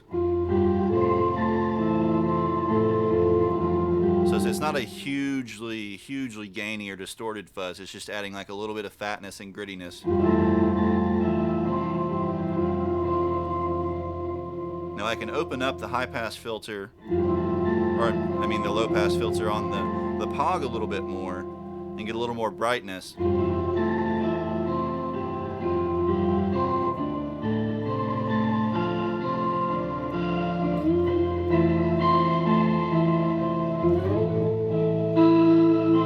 What I really need are some lo-fi beats underneath this so you guys can study.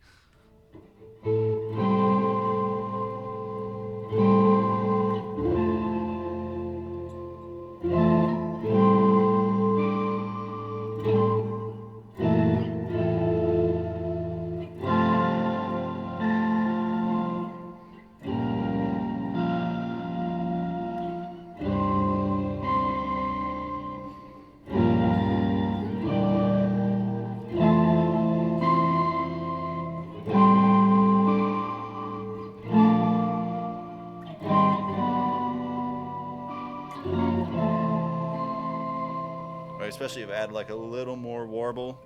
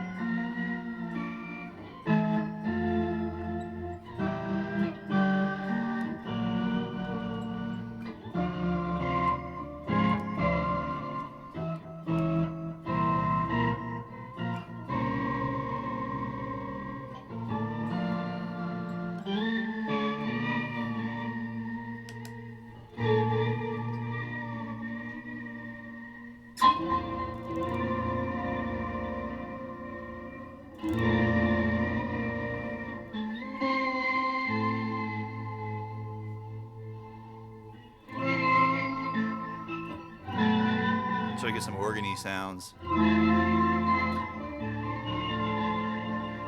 Wow, we dropped from 7 viewers to 2 viewers in like 3 seconds. I guess I should turn the flanger back off.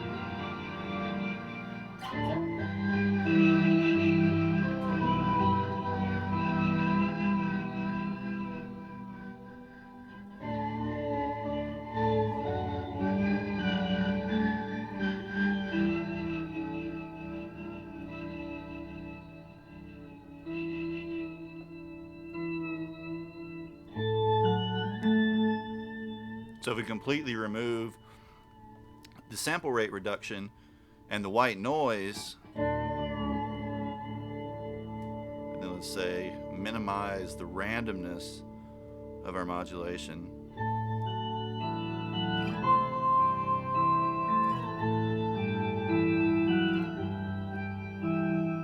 we become really bright and clear.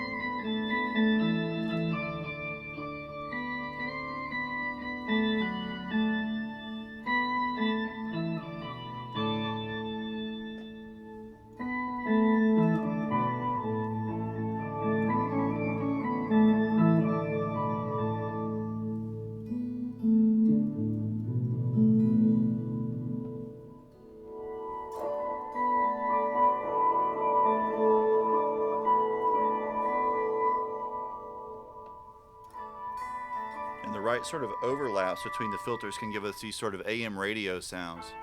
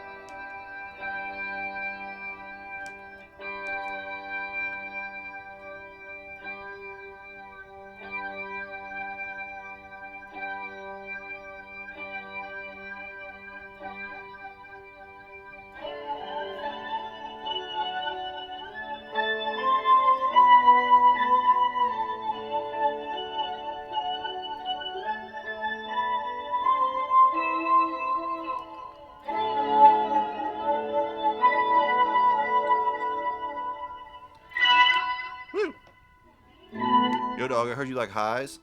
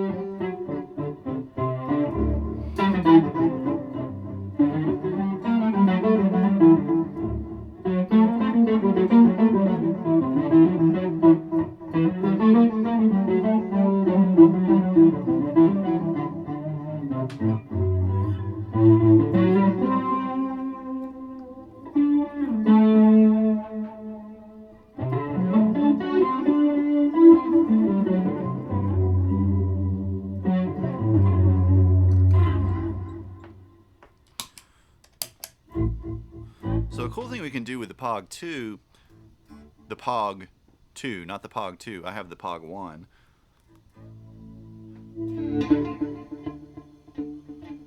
is you can slide the input gain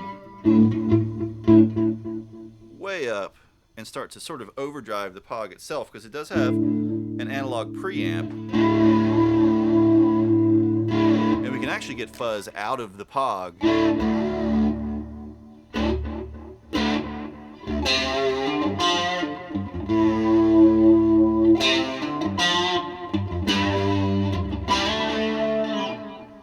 And get it pretty gnarly.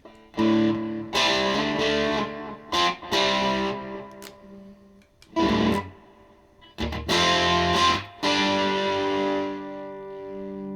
I really like it when we add the sub-octave in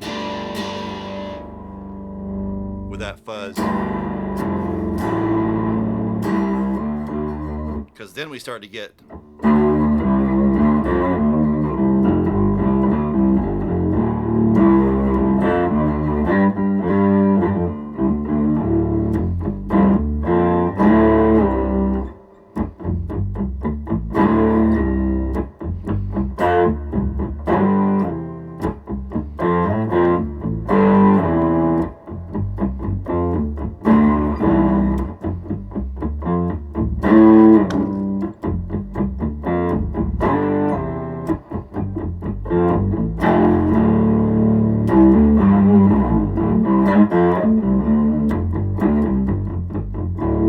right, so we stack that in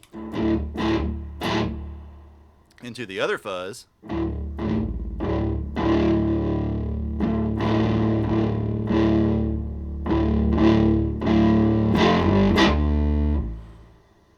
Might need to bring the volume down a little bit.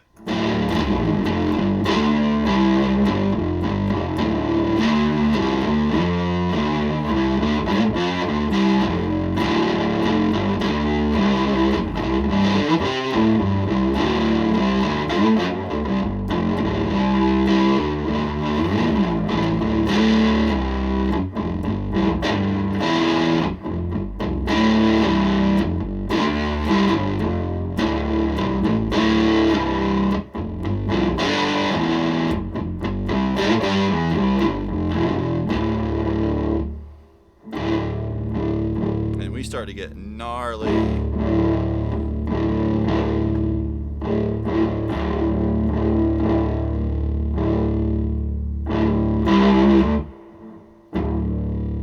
It's essentially basically turn the guitar into a giant distorted bass.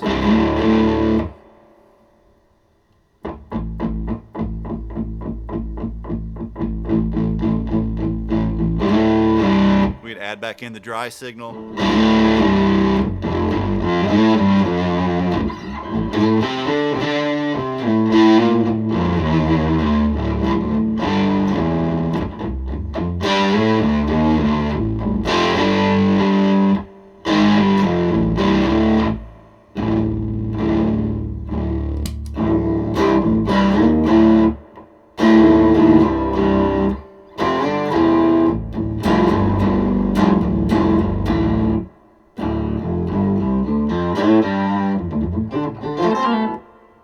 Or go the opposite direction and add in like 2 octaves up.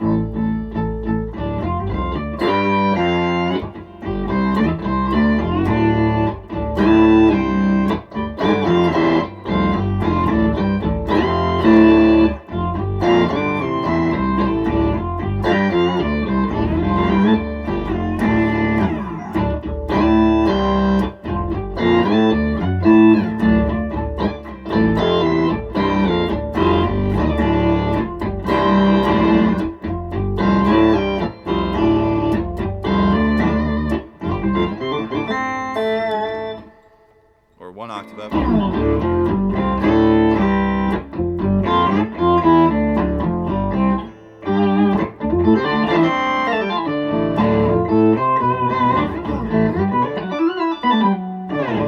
Messed the timing up on that.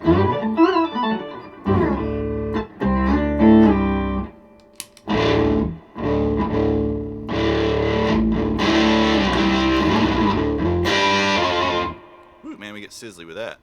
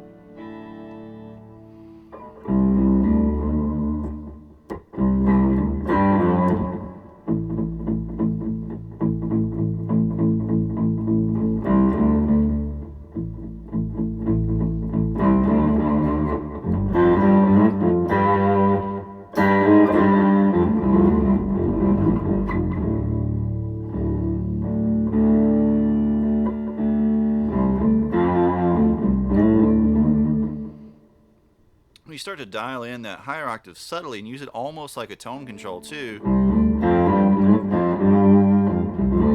just to add like a little bit of top end to the very sludgy sub-octave sound.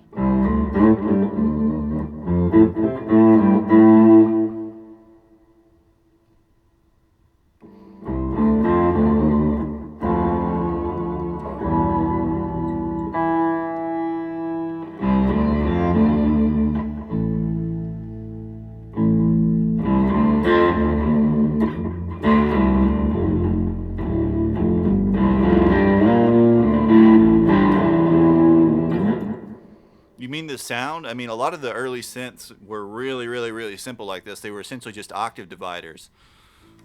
And they gradually started figuring out how to add more and more intervals to them, so to add fifths and thirds and stuff like that.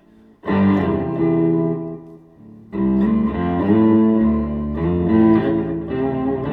really crazy thing about this pedal, though, is not so much the fact that it can do these different octaves, it's the fact that it can do them and track chords in particular, and track really fast lines with very little glitching. You know, so I can play a really complex chord like that, and you can still hear all the tones pretty clearly. There's a little bit of instability from the overtones, but it doesn't just like freak out. A lot of old octave pedals, in particular digital ones, analog ones, you can't do it at all. Digital ones, they just glitch like crazy the minute you play something that's not a perfect fifth or an octave.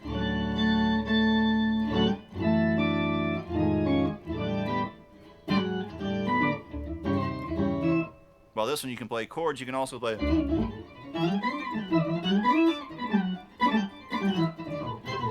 You know, super full-blown fast lines, and it'll still keep up with it. Which most octave pedals won't do. Yeah, once we start adding in like the detunes and stuff, we get just straight up organ.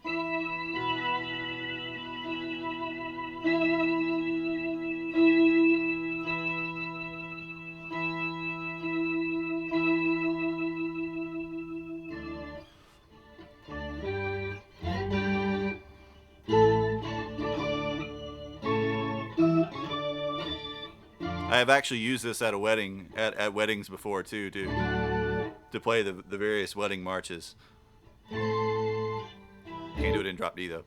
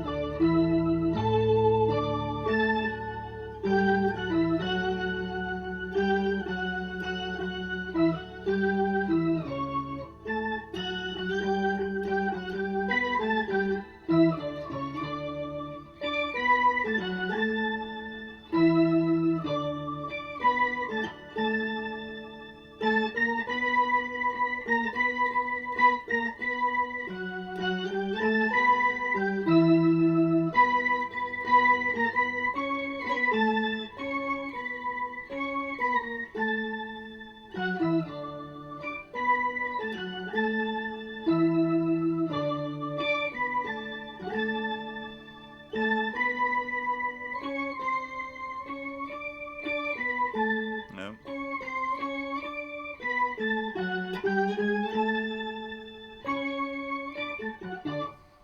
They have organ at hockey too, but you know, if you're thinking of Take Me Out to the Ball Game, that's baseball. Though sadly, the organists at both sports tend to be kind of disappearing and getting replaced completely with, you know, just Crazy Train.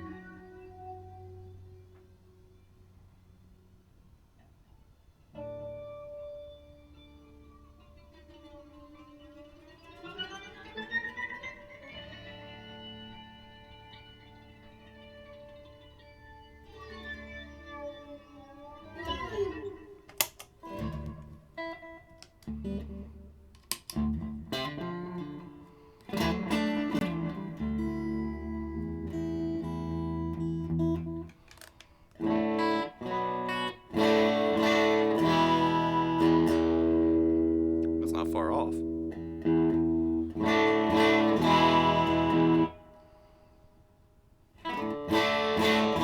Yeah, sure thing, Keith. Thanks for hanging out. I'm going to take a quick bathroom break. because the tea is getting to me. But then maybe we can swap in a couple more pedals for the last little stretch of the show. All right, so I'll be back in just a minute.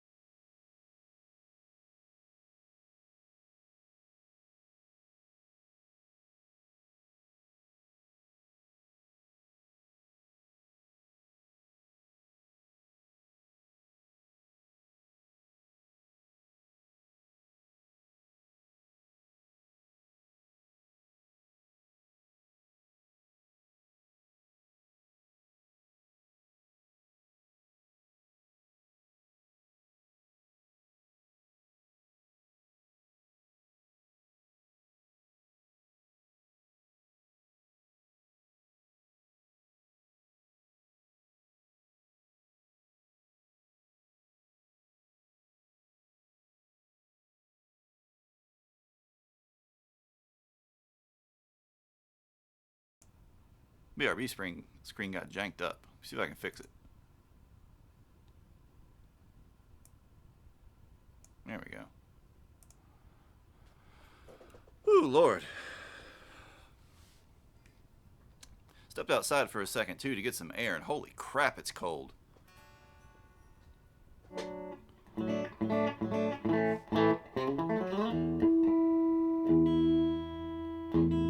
Probably nowhere near as cold as where Grim is, but it's still freaking cold for here anyway.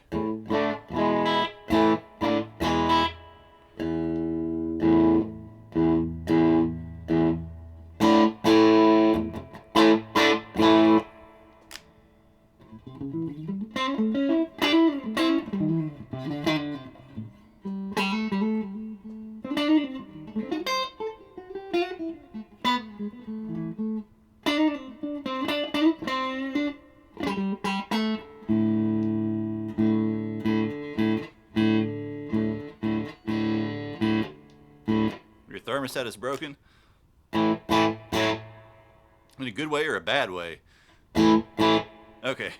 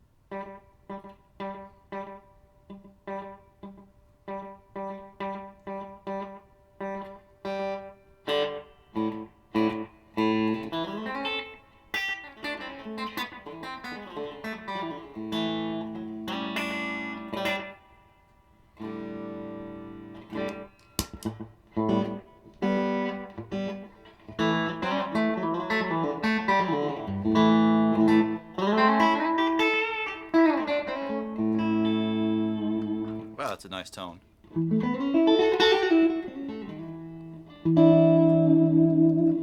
That's using the low fuzz, that Penny Pedals low fuzz, but with the bias all the way up, and the bass control kind of in a medium range, so we're not actually clipping the pedal at all. It's basically just acting like a really nice warm boost. So instead of our dry sound,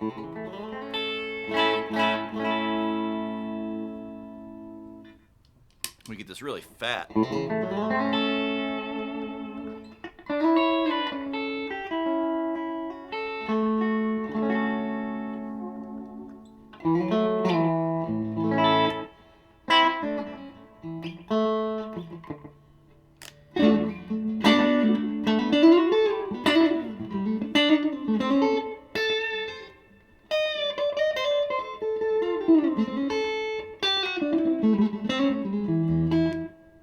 Bring that slap back down a little bit.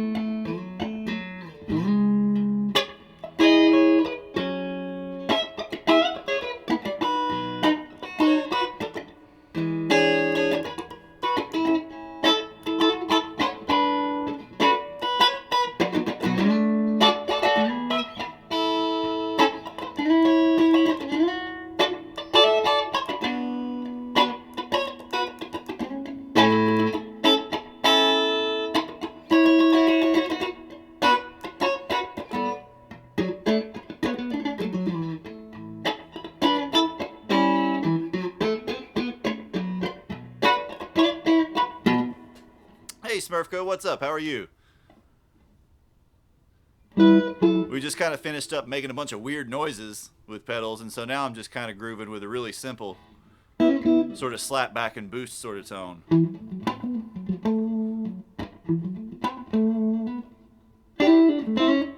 GPT-3? No, that doesn't sound familiar.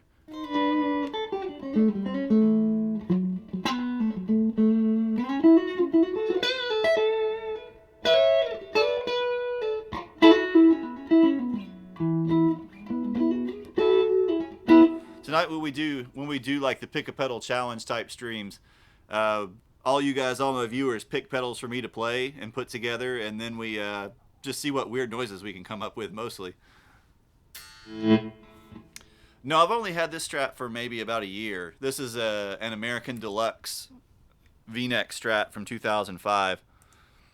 If you ever want to know what guitar I'm playing, we actually have a guitar command. Just type !guitar in the chat and it'll tell you what guitar I'm playing. We also have we have them for other stuff too, like amps and various other things. But this is a fantastic sounding Strat. I'm not a real big fan of the V-neck on it, but the actual Strat itself sounds amazing.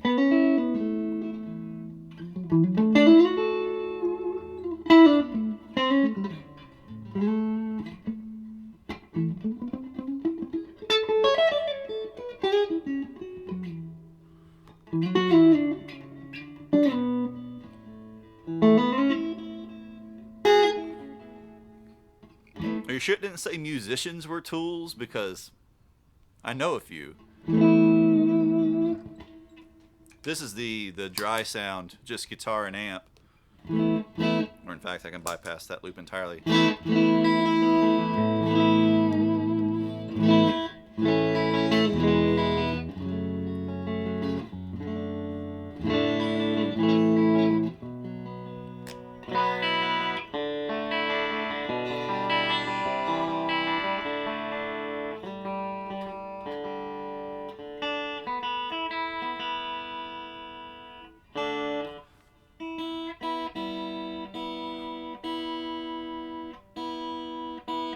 Yeah, all of the American Pros I've played have been really nice.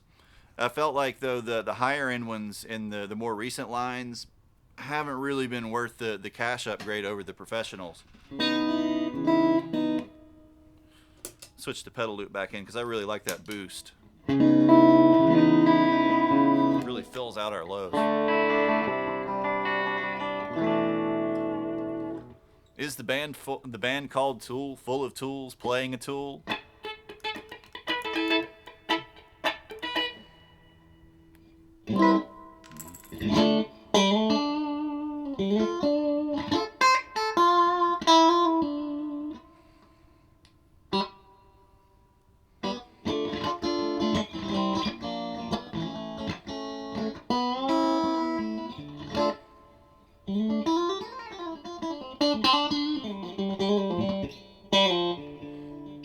From Adorama, really?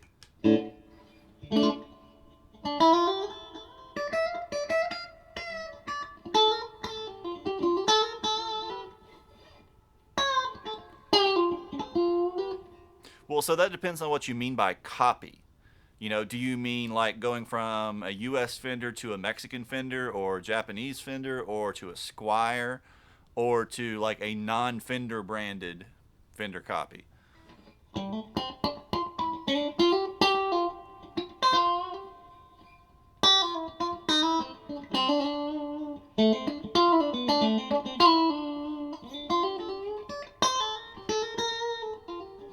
So there are some pretty distinctive things that Fender does with its finishes in particular, and kind of the way it treats the edges of the fingerboard for the most part.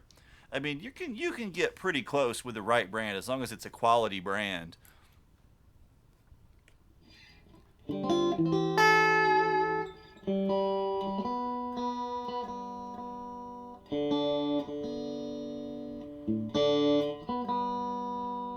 But there's still just kind of unique little things, you know, in terms of like the composition of their finishes and things that make them feel a little different.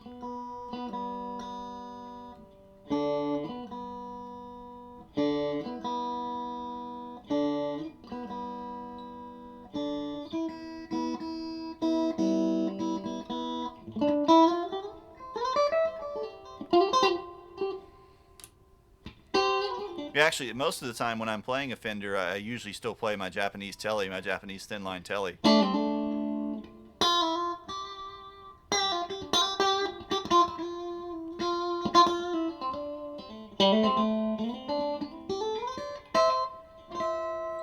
And in fact, I think out of the Fenders that I own,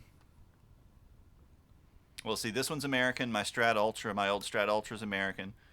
My P-Bass is American.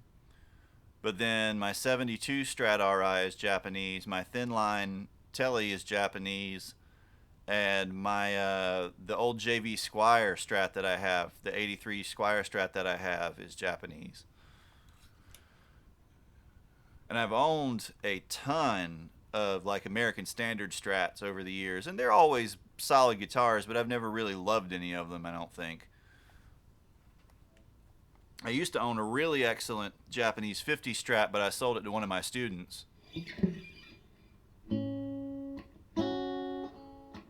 Yeah, the GNL Tribute Series stuff is really good. Like, I've been pretty impressed with most of them that I've played, though I haven't played some of the more recent, really, really low end ones, like $400-ish ones. All the ones I've played have been in more like the $600-700 range. Have a Made in Vietnam stamp. So let's see. There have been some Jacksons, some import Jacksons that have been made in Vietnam. I guess it depends on where you're at, though, because different companies will have, in some cases, guitars coming from different countries, depending on your market.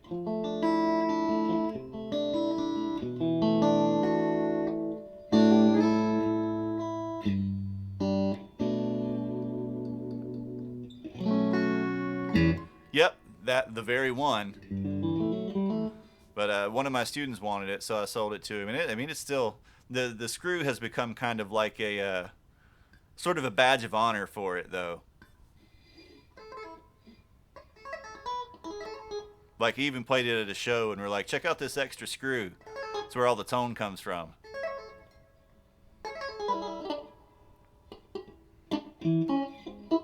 Yeah, I mean, like, you're kind of, it's sort of luck of the draw with the super, super, super cheap ones. But, every now and then there'll be one that's just put together perfectly and is amazing. For the most part, they're going to need, some fretwork, some setup work, sometimes some wiring work, that kind of stuff. Typically on anything really low end too, I'm going to spend a lot of time just sort of buffing and sanding the neck, like taking at least superfine steel wool to the neck and cleaning up the finish work on it, because they tend to be kind of grimy feeling from the factory. Either not sanded enough, not sanded or buffed enough, or over lacquered, depending on the type of finish that it has. So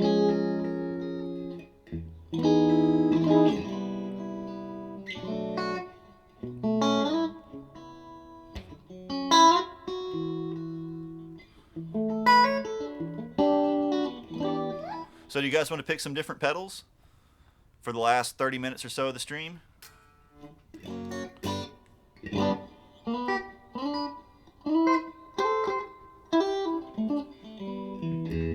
If you want to know what pedals are available, use the, list pedals command. And check out the Google Doc that has a list of all of the pedals I currently own.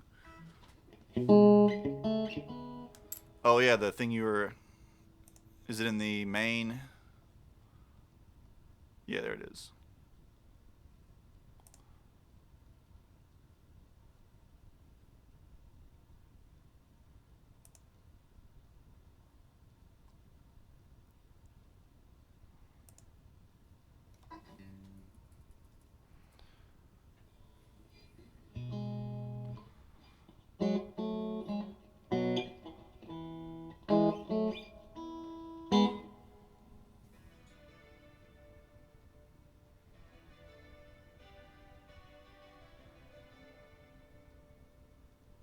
Well, I mean, so the keyboard has some chorusing on it that's adding the modulation to it.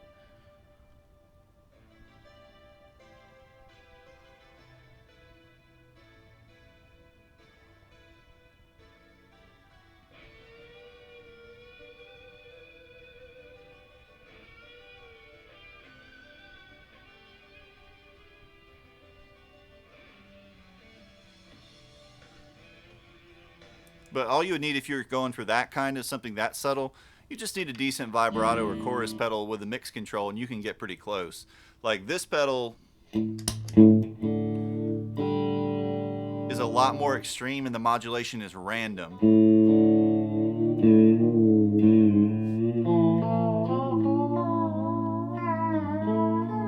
So it gives us these very seasick kind of dips.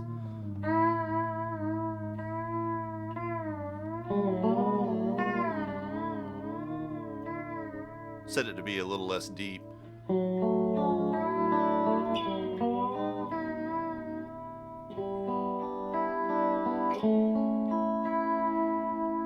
But for something more like what you're going for,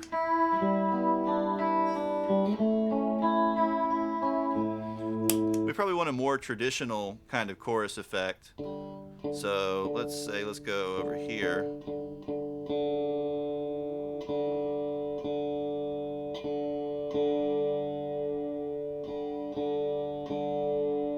You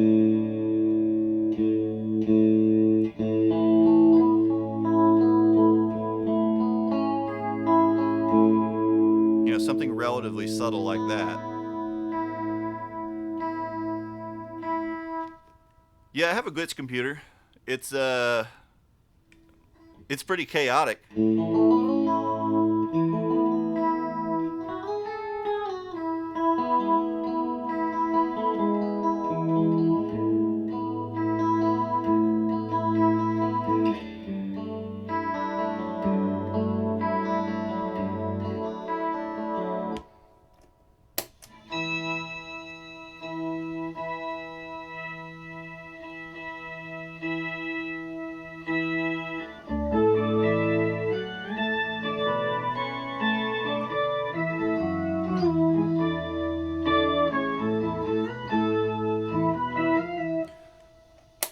So the glitch computer is a fairly high gain fuzz that has a sub-octave circuit that has the ability to control the stability of the tracking of the sub-octave circuit. And as we reduce the tracking stability, it tends to kind of freak out and get these really, really glitchy kind of broken computer sounds. Like imagine if your blue box were crazier, were much crazier. Here, I'll go get it. There's no problem. It's right over here in the cabinet.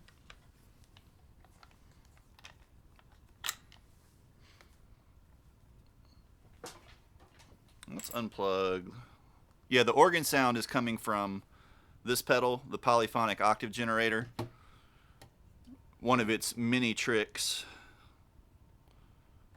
But we need to go ahead and unplug it because we played with it for like an hour and a half.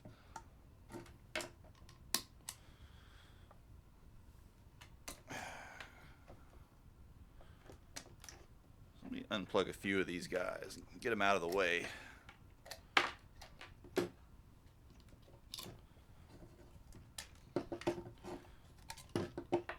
But I've got it set up. I have a true bypass looper here on the table, so I can just kind of switch all the pedals out entirely, change things around, you know, switch in whatever pedals I want without a bunch of noise. The old Pog is still going. I mean, I use this. I had this thing. I played with this thing back when we were doing user comparison stuff, man.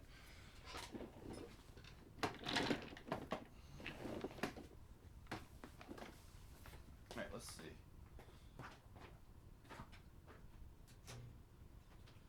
Here's the glitch computer.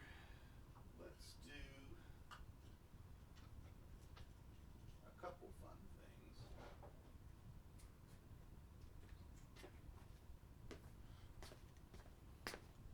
things. Let's just do all mid-fi.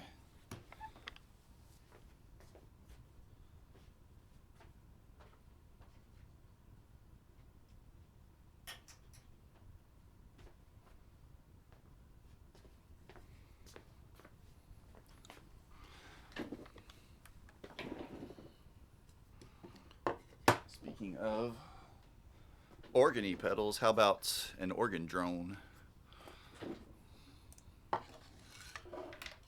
Alright, so let's put this one in front. Quit it, Windows. Windows is being a derp.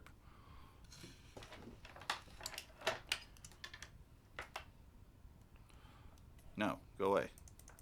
Don't want to upload. No. Don't want to download Microsoft Edge. Ever. Then we'll do demo tape fuzz, which is basically meant to sound like an old Tascam 4-track recorder being blown out. Then we'll do the electric Yggdrasil, which is kind of like a sort of bias modulated tremolo. I'll show you. I'll demonstrate once we get it. Once I get everything hooked up here.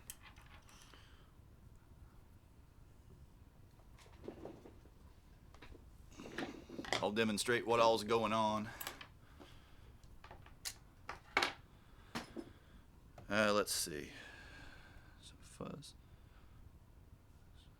Organ drone. I'm going to put that in front of the fuzz or after. No, let's put this after everything. Let's put the organ at the end of the line.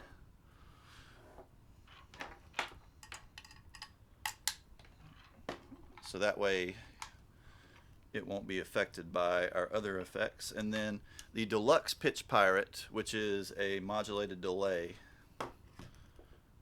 This is my favorite pedal builder. I have like 7 or 8 pedals from this guy, and always on the lookout for the others that I don't have.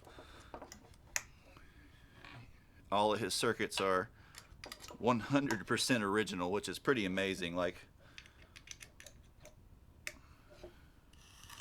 no clones at all.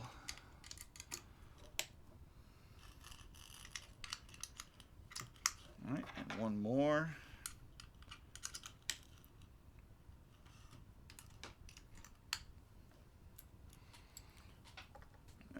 Where's our other end of our cable?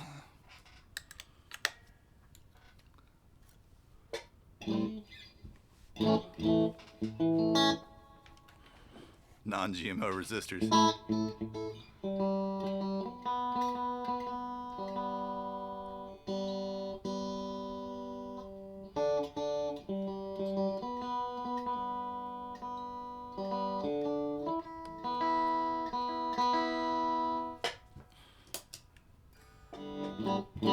All right, so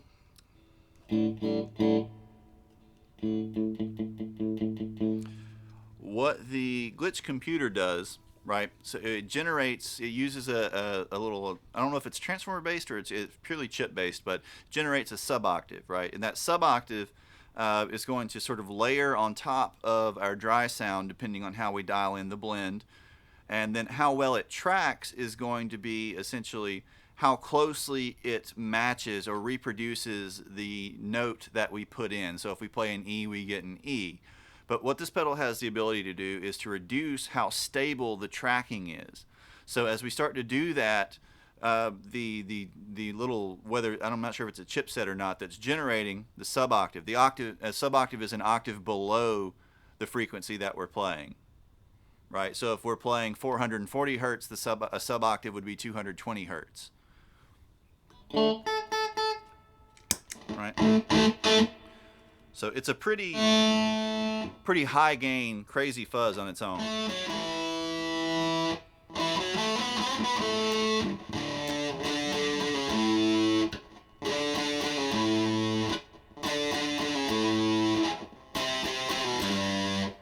Right? We can start to blend in that suboctave, right? And this will be more obvious when I play higher notes.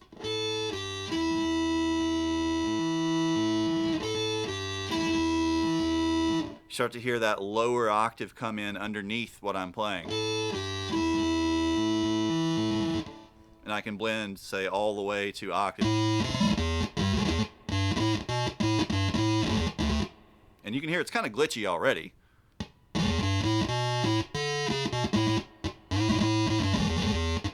Right? If I play it in the really low frequencies, it just completely freaks out.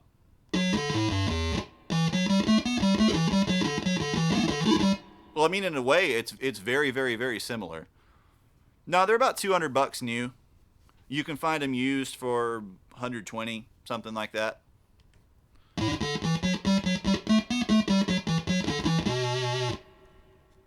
Right? We get it. I like the sort of sounds in the middle where we're not just full suboctave, because it gets really, really kind of grindy. Where we sort of hear the frequencies battling with each other a little bit.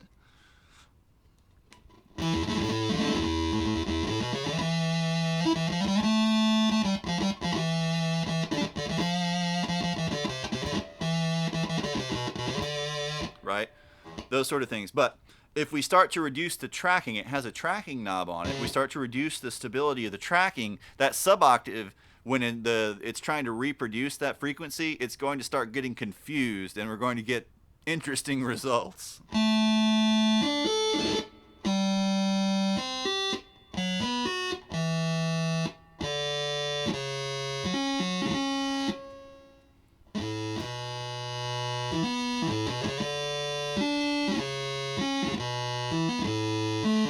So at a very small instability, we start to hear arpeggios. We actually start to get other overtones coming out.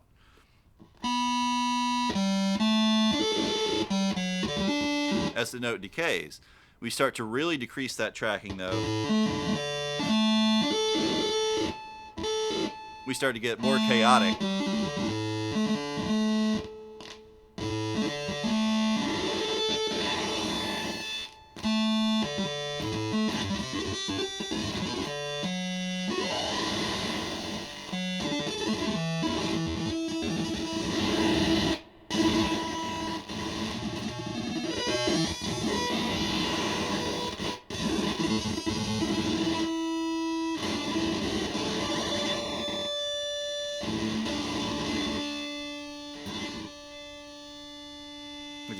The volume control is really touchy at this point.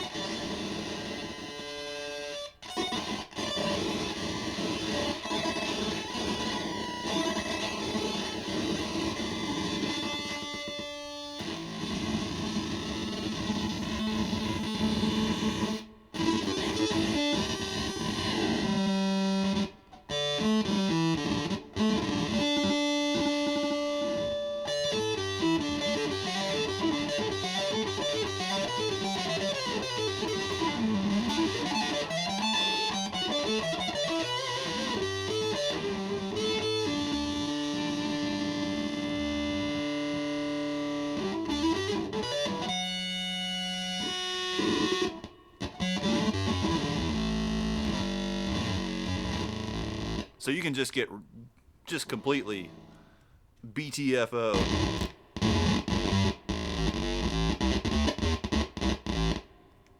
You know, crazy low frequencies. As I said, it's in a lot of ways it's like a blue box, but way more extreme, or it has the ability to get way more extreme.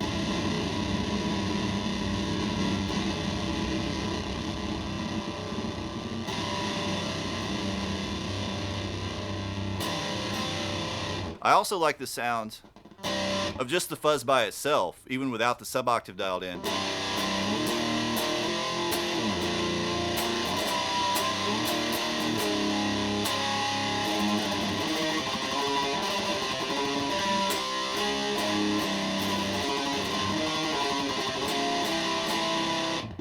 Though I would like it, he does do custom work. If I ever have the money one day, I'd like to have him make me one with like a gain control and a tone control too.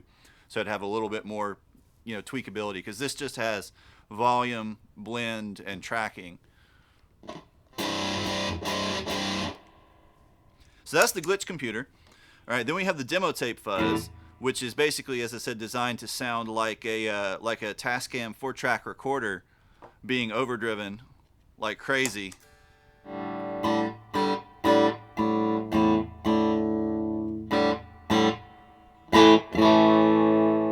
And it starts to add a really nice, at lower gains, kind of bristly sort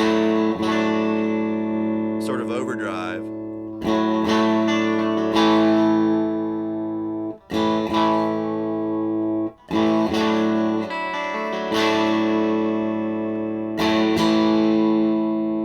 But as the gain starts to come up, we start to get that really papery,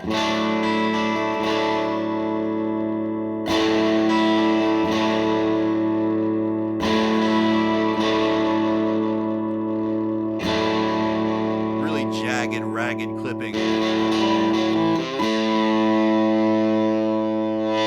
And we have, in the last sort of quarter turn of the knob, we have a ton of gain.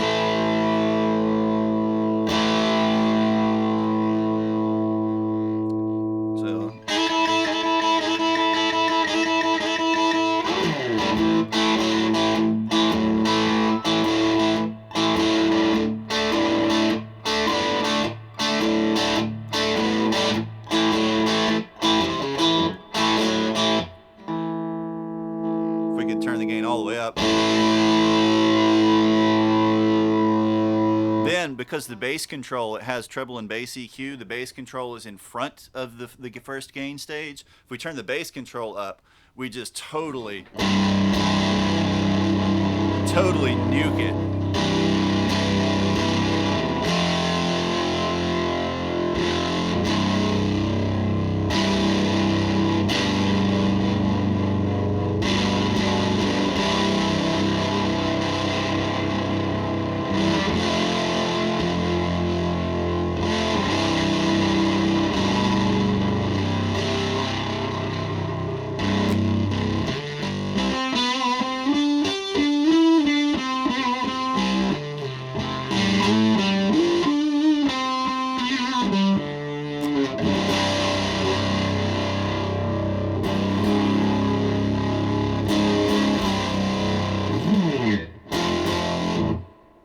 Yeah, so we get like those kind of Neutral Milk Hotel type sounds.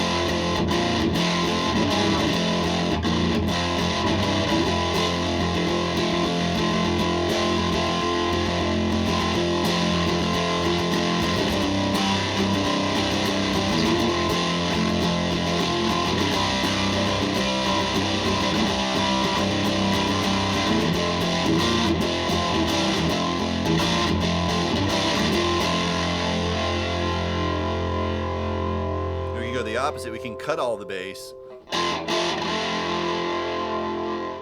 and go all treble and get really, really rank, like AM radio fuzz.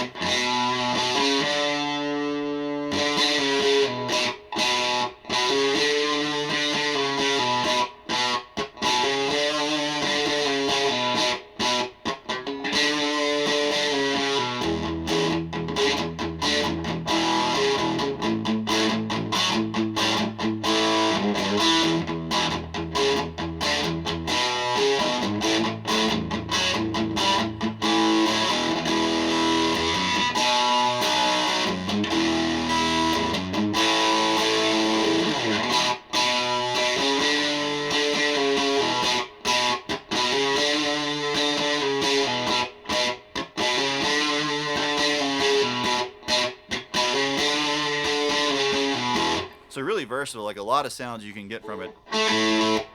So the one we were doing the other night with Fuzzes on Friday.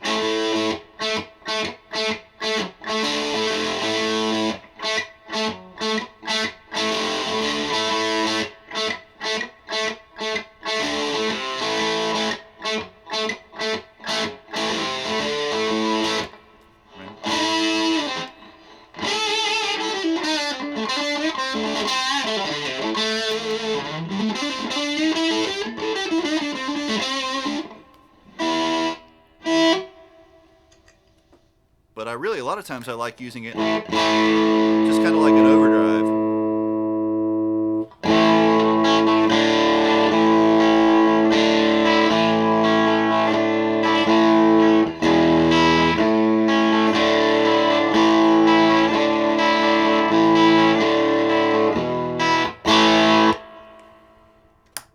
Right?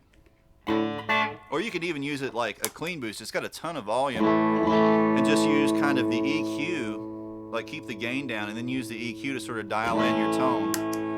So like if here's our dry sound.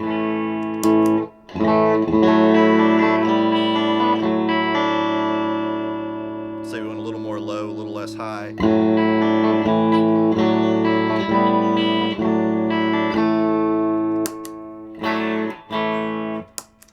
Right? So then let's move from there to the electric Yggdrasil, which is kind of like a very watery, phasey tremolo.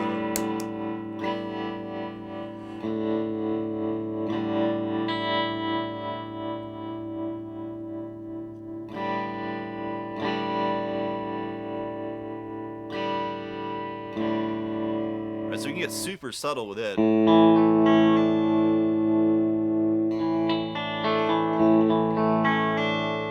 Just bring our depth up a little.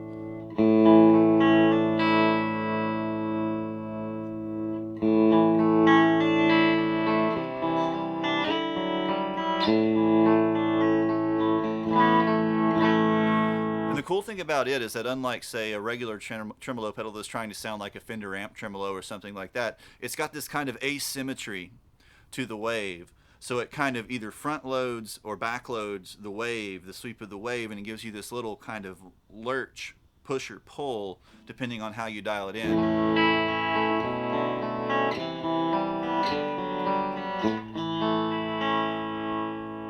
If I turn the depth all the way up, you can really hear that little little kink in it almost.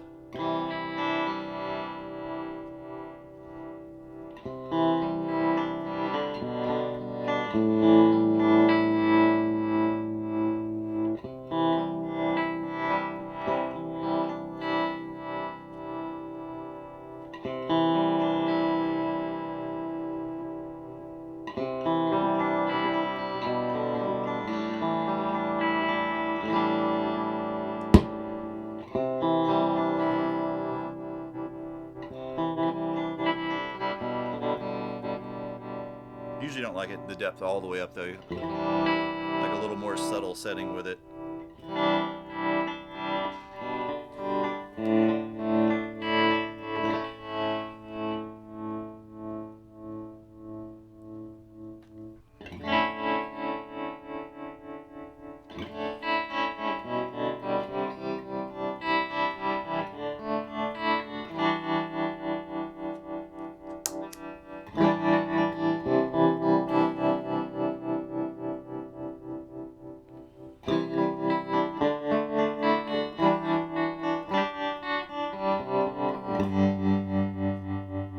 And our rate will actually go pretty fast.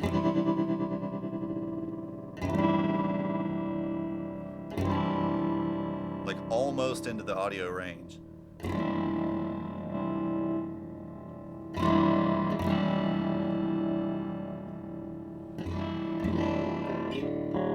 Which means we can get kind of ring modulatory kind of tones with it.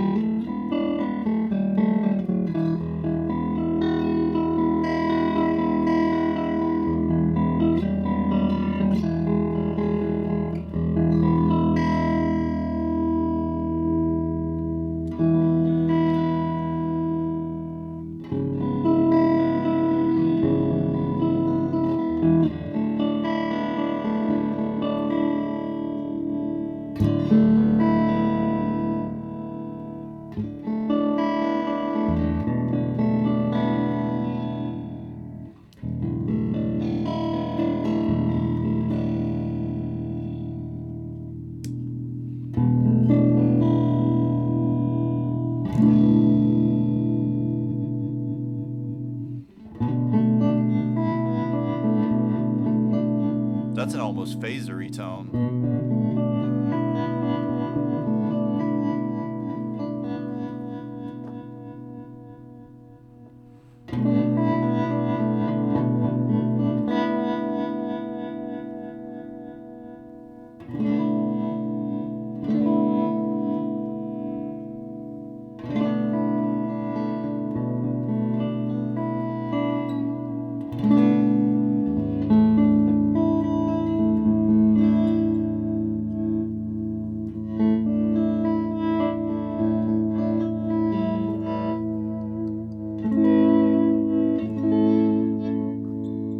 Lots of stuff kind of hidden away in that one. Right, then basically my favorite pedal of all time, the Deluxe Pitch Pirate, which the regular Pitch Pirate is a great pedal too. It's basically just kind of a straight ahead vibrato that can get some really extreme depth. The Deluxe Pitch Pirate gives you control over the delay line in the vibrato, so you can actually use it as a delay or a modulated delay or a vibrato chorus flanger, however you want to dial it in.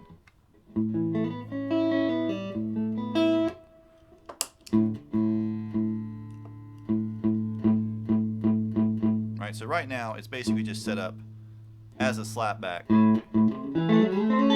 Really fast one, no modulation. No,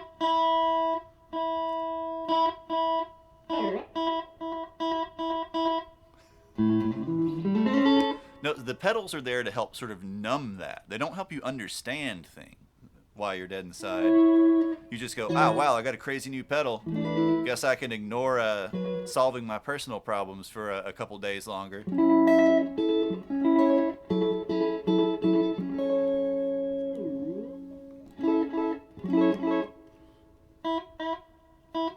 And I like when you turn the time up on this, we start to get this kind of noise from the PT2399 chip in it. It's really colorful.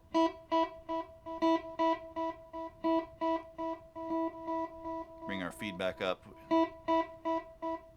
We can kind of like find just the right spot, sort of ride on the edge of oscillation.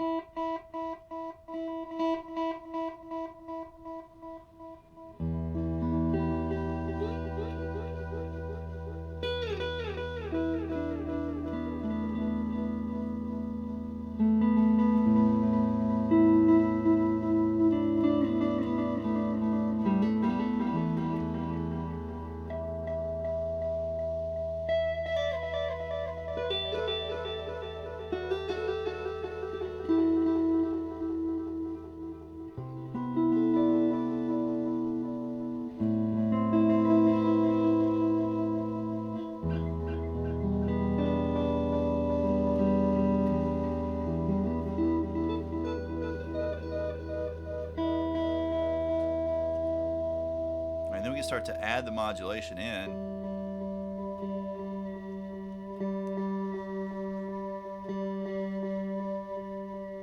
And it comes on really quickly. So if we add just a hair, we get some chorusing.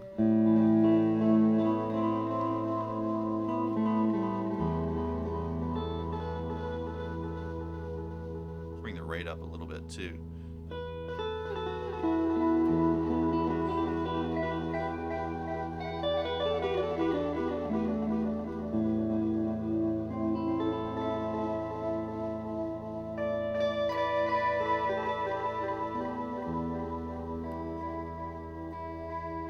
Start to bring that depth up.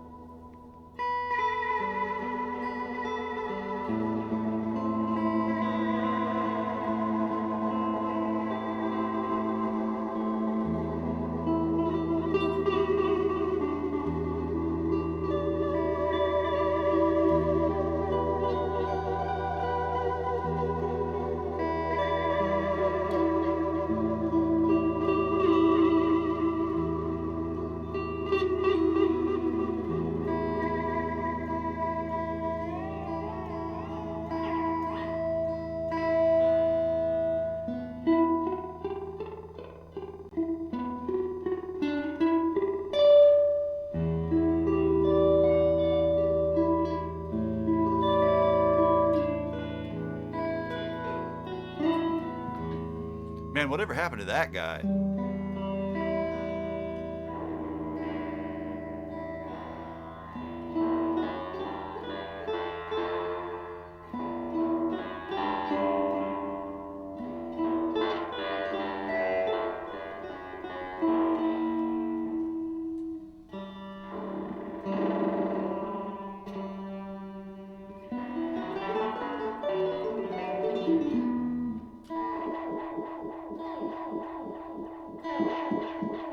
We start to change our waveform from a sine wave to a square wave.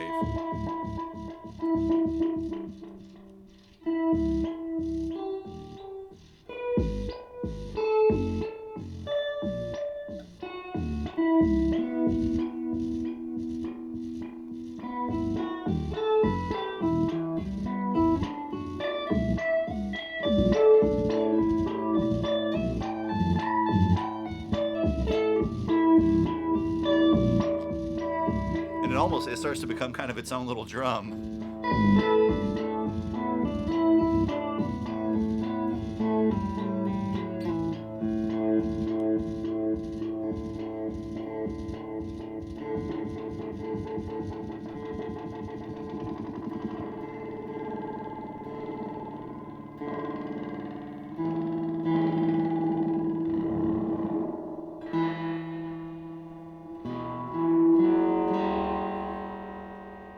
This really cool, like, metallic drone.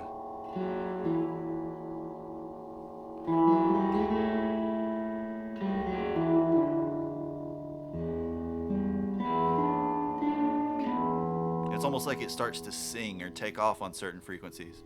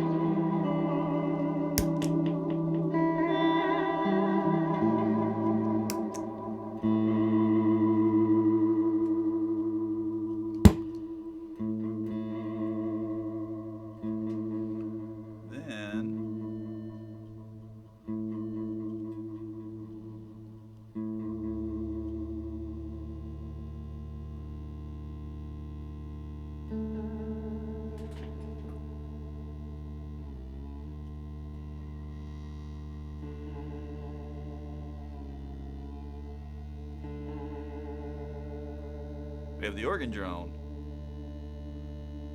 which is basically a sequence of oscillators of different pitches that drone.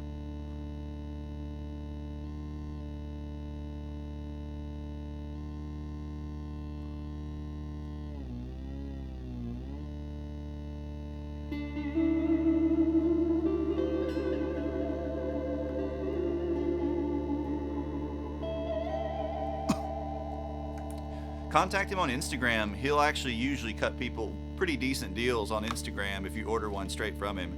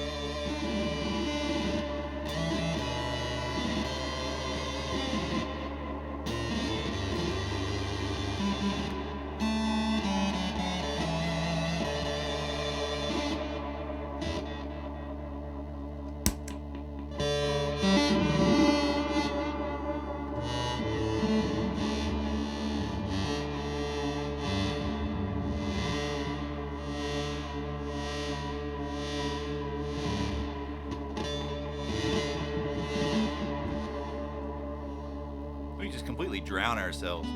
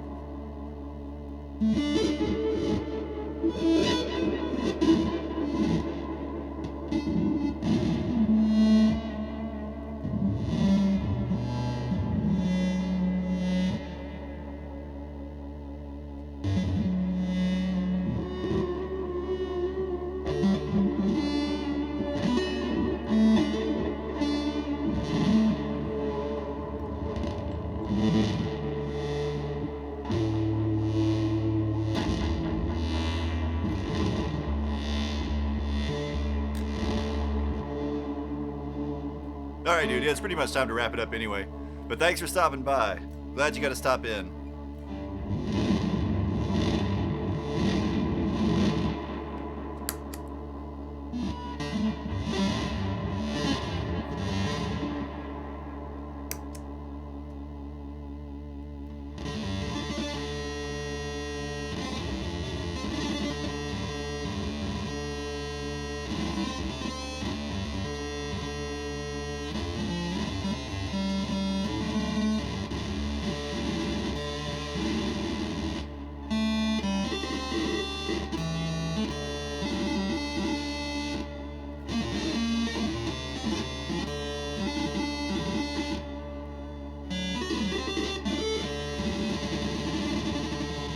Don't even try to play a chord.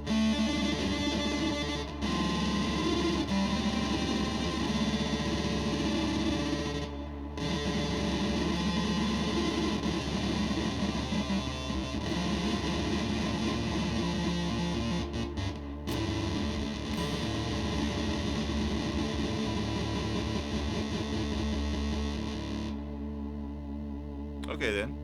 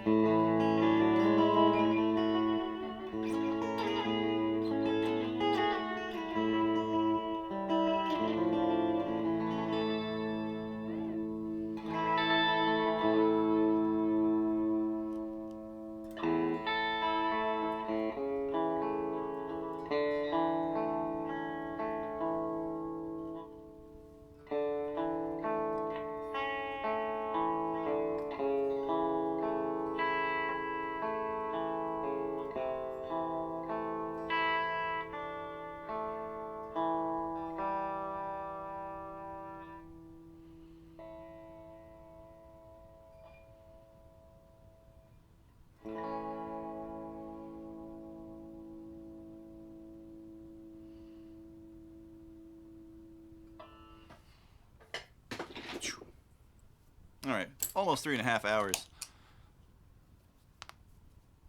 Nearly 12:30. We should probably wrap it up before, cops show up or something. But thanks everybody for hanging out. Thanks everybody for requesting pedals for the evening. This last little stretch, last 40 minutes or so, is using exclusively pedals by Midfi Electronics, my favorite pedal builder.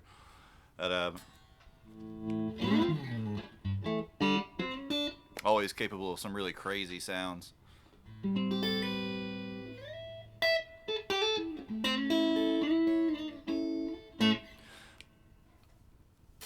The guitar in the video is just like a whole bunch of gain. Like there's not really a particularly special effect on it.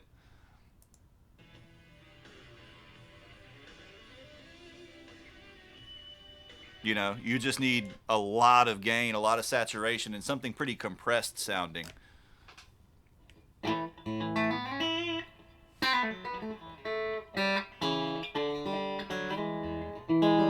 Not really something you dial in with what the setup we've got now, but probably something we could get close to with our other setup that we use a lot of times with the rack preamp.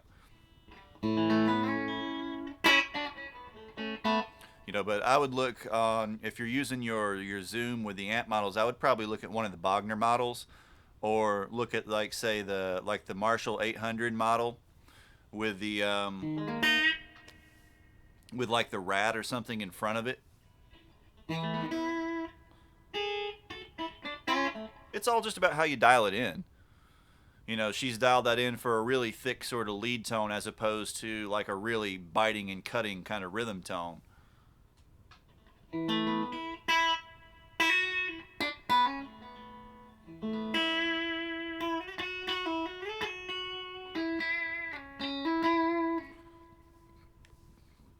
They matter to an extent, yeah. But they're going to interact with the guitar and the bridge and the pedals and pickup and the pedals and amps and all that stuff, to create the complete package. No pickup is going to do it by itself. You just want basically to get a lot of gain and to start sort of dialing the treble down and dialing the mids up in particular. And so instead of going for that sort of scoop mid, really tight, crispy kind of metal tone, it's sort of the opposite direction. It's rolled the highs back to get them really smooth and got a lot of compression and a lot of the mids kind of pushing through, giving it that more vocal sort of quality.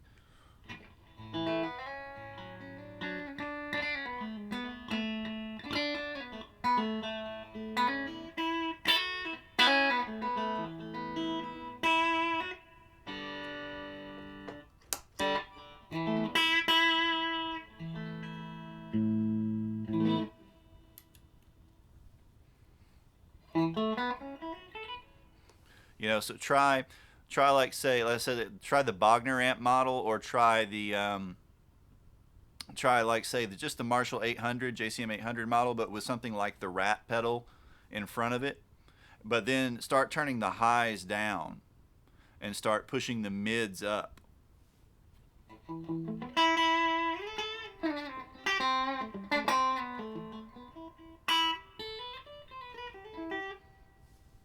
Yeah, if there's a Mesa model on there, was there like a Mark series model on there, like a Mark III or Mark IV or something? Because that could probably get you in that territory too. Because the Mark series Mesas can do a really smooth singing lead tone like that. Yeah, so I'd experiment with both of those. The Mark I probably won't have enough gain on its own.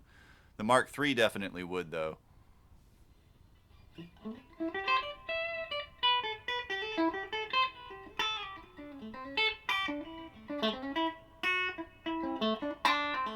But those could both definitely get that sort of smoothness to the sound.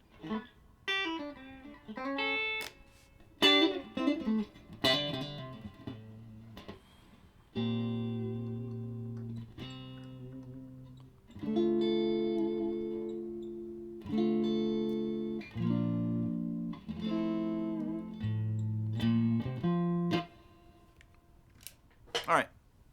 So I think it's time to wrap it up for the evening. I will be back Friday night with, I think we're doing Friday Night Funk this time, playing bass mostly. Uh, haven't decided entirely yet, but it'll be Friday night something. Friday night funk or Friday night jazz or I don't know. We've done a bunch of different Friday night themes. But I'll be back Friday at about 9 p.m. Yeah, that's right. We were going to do bass because we got to do the level 42. I was thinking that we were doing a bass stream. But anyways, thanks everybody for hanging out. Thanks for picking pedals and chatting, all that fun stuff. And I'll see you guys Friday evening. Or, well, evening for me. Oh, yeah, wait, I gotta say, if you haven't hit the follow button, hit the follow button. If you haven't checked out the socials, the YouTube and the Twitter and the Instagram, check those out for me. If you're not in the Discord, get in the Discord. Link in the chat. If it'll work. Come on. Work. There we go. And I'll see you guys next time. I'm out.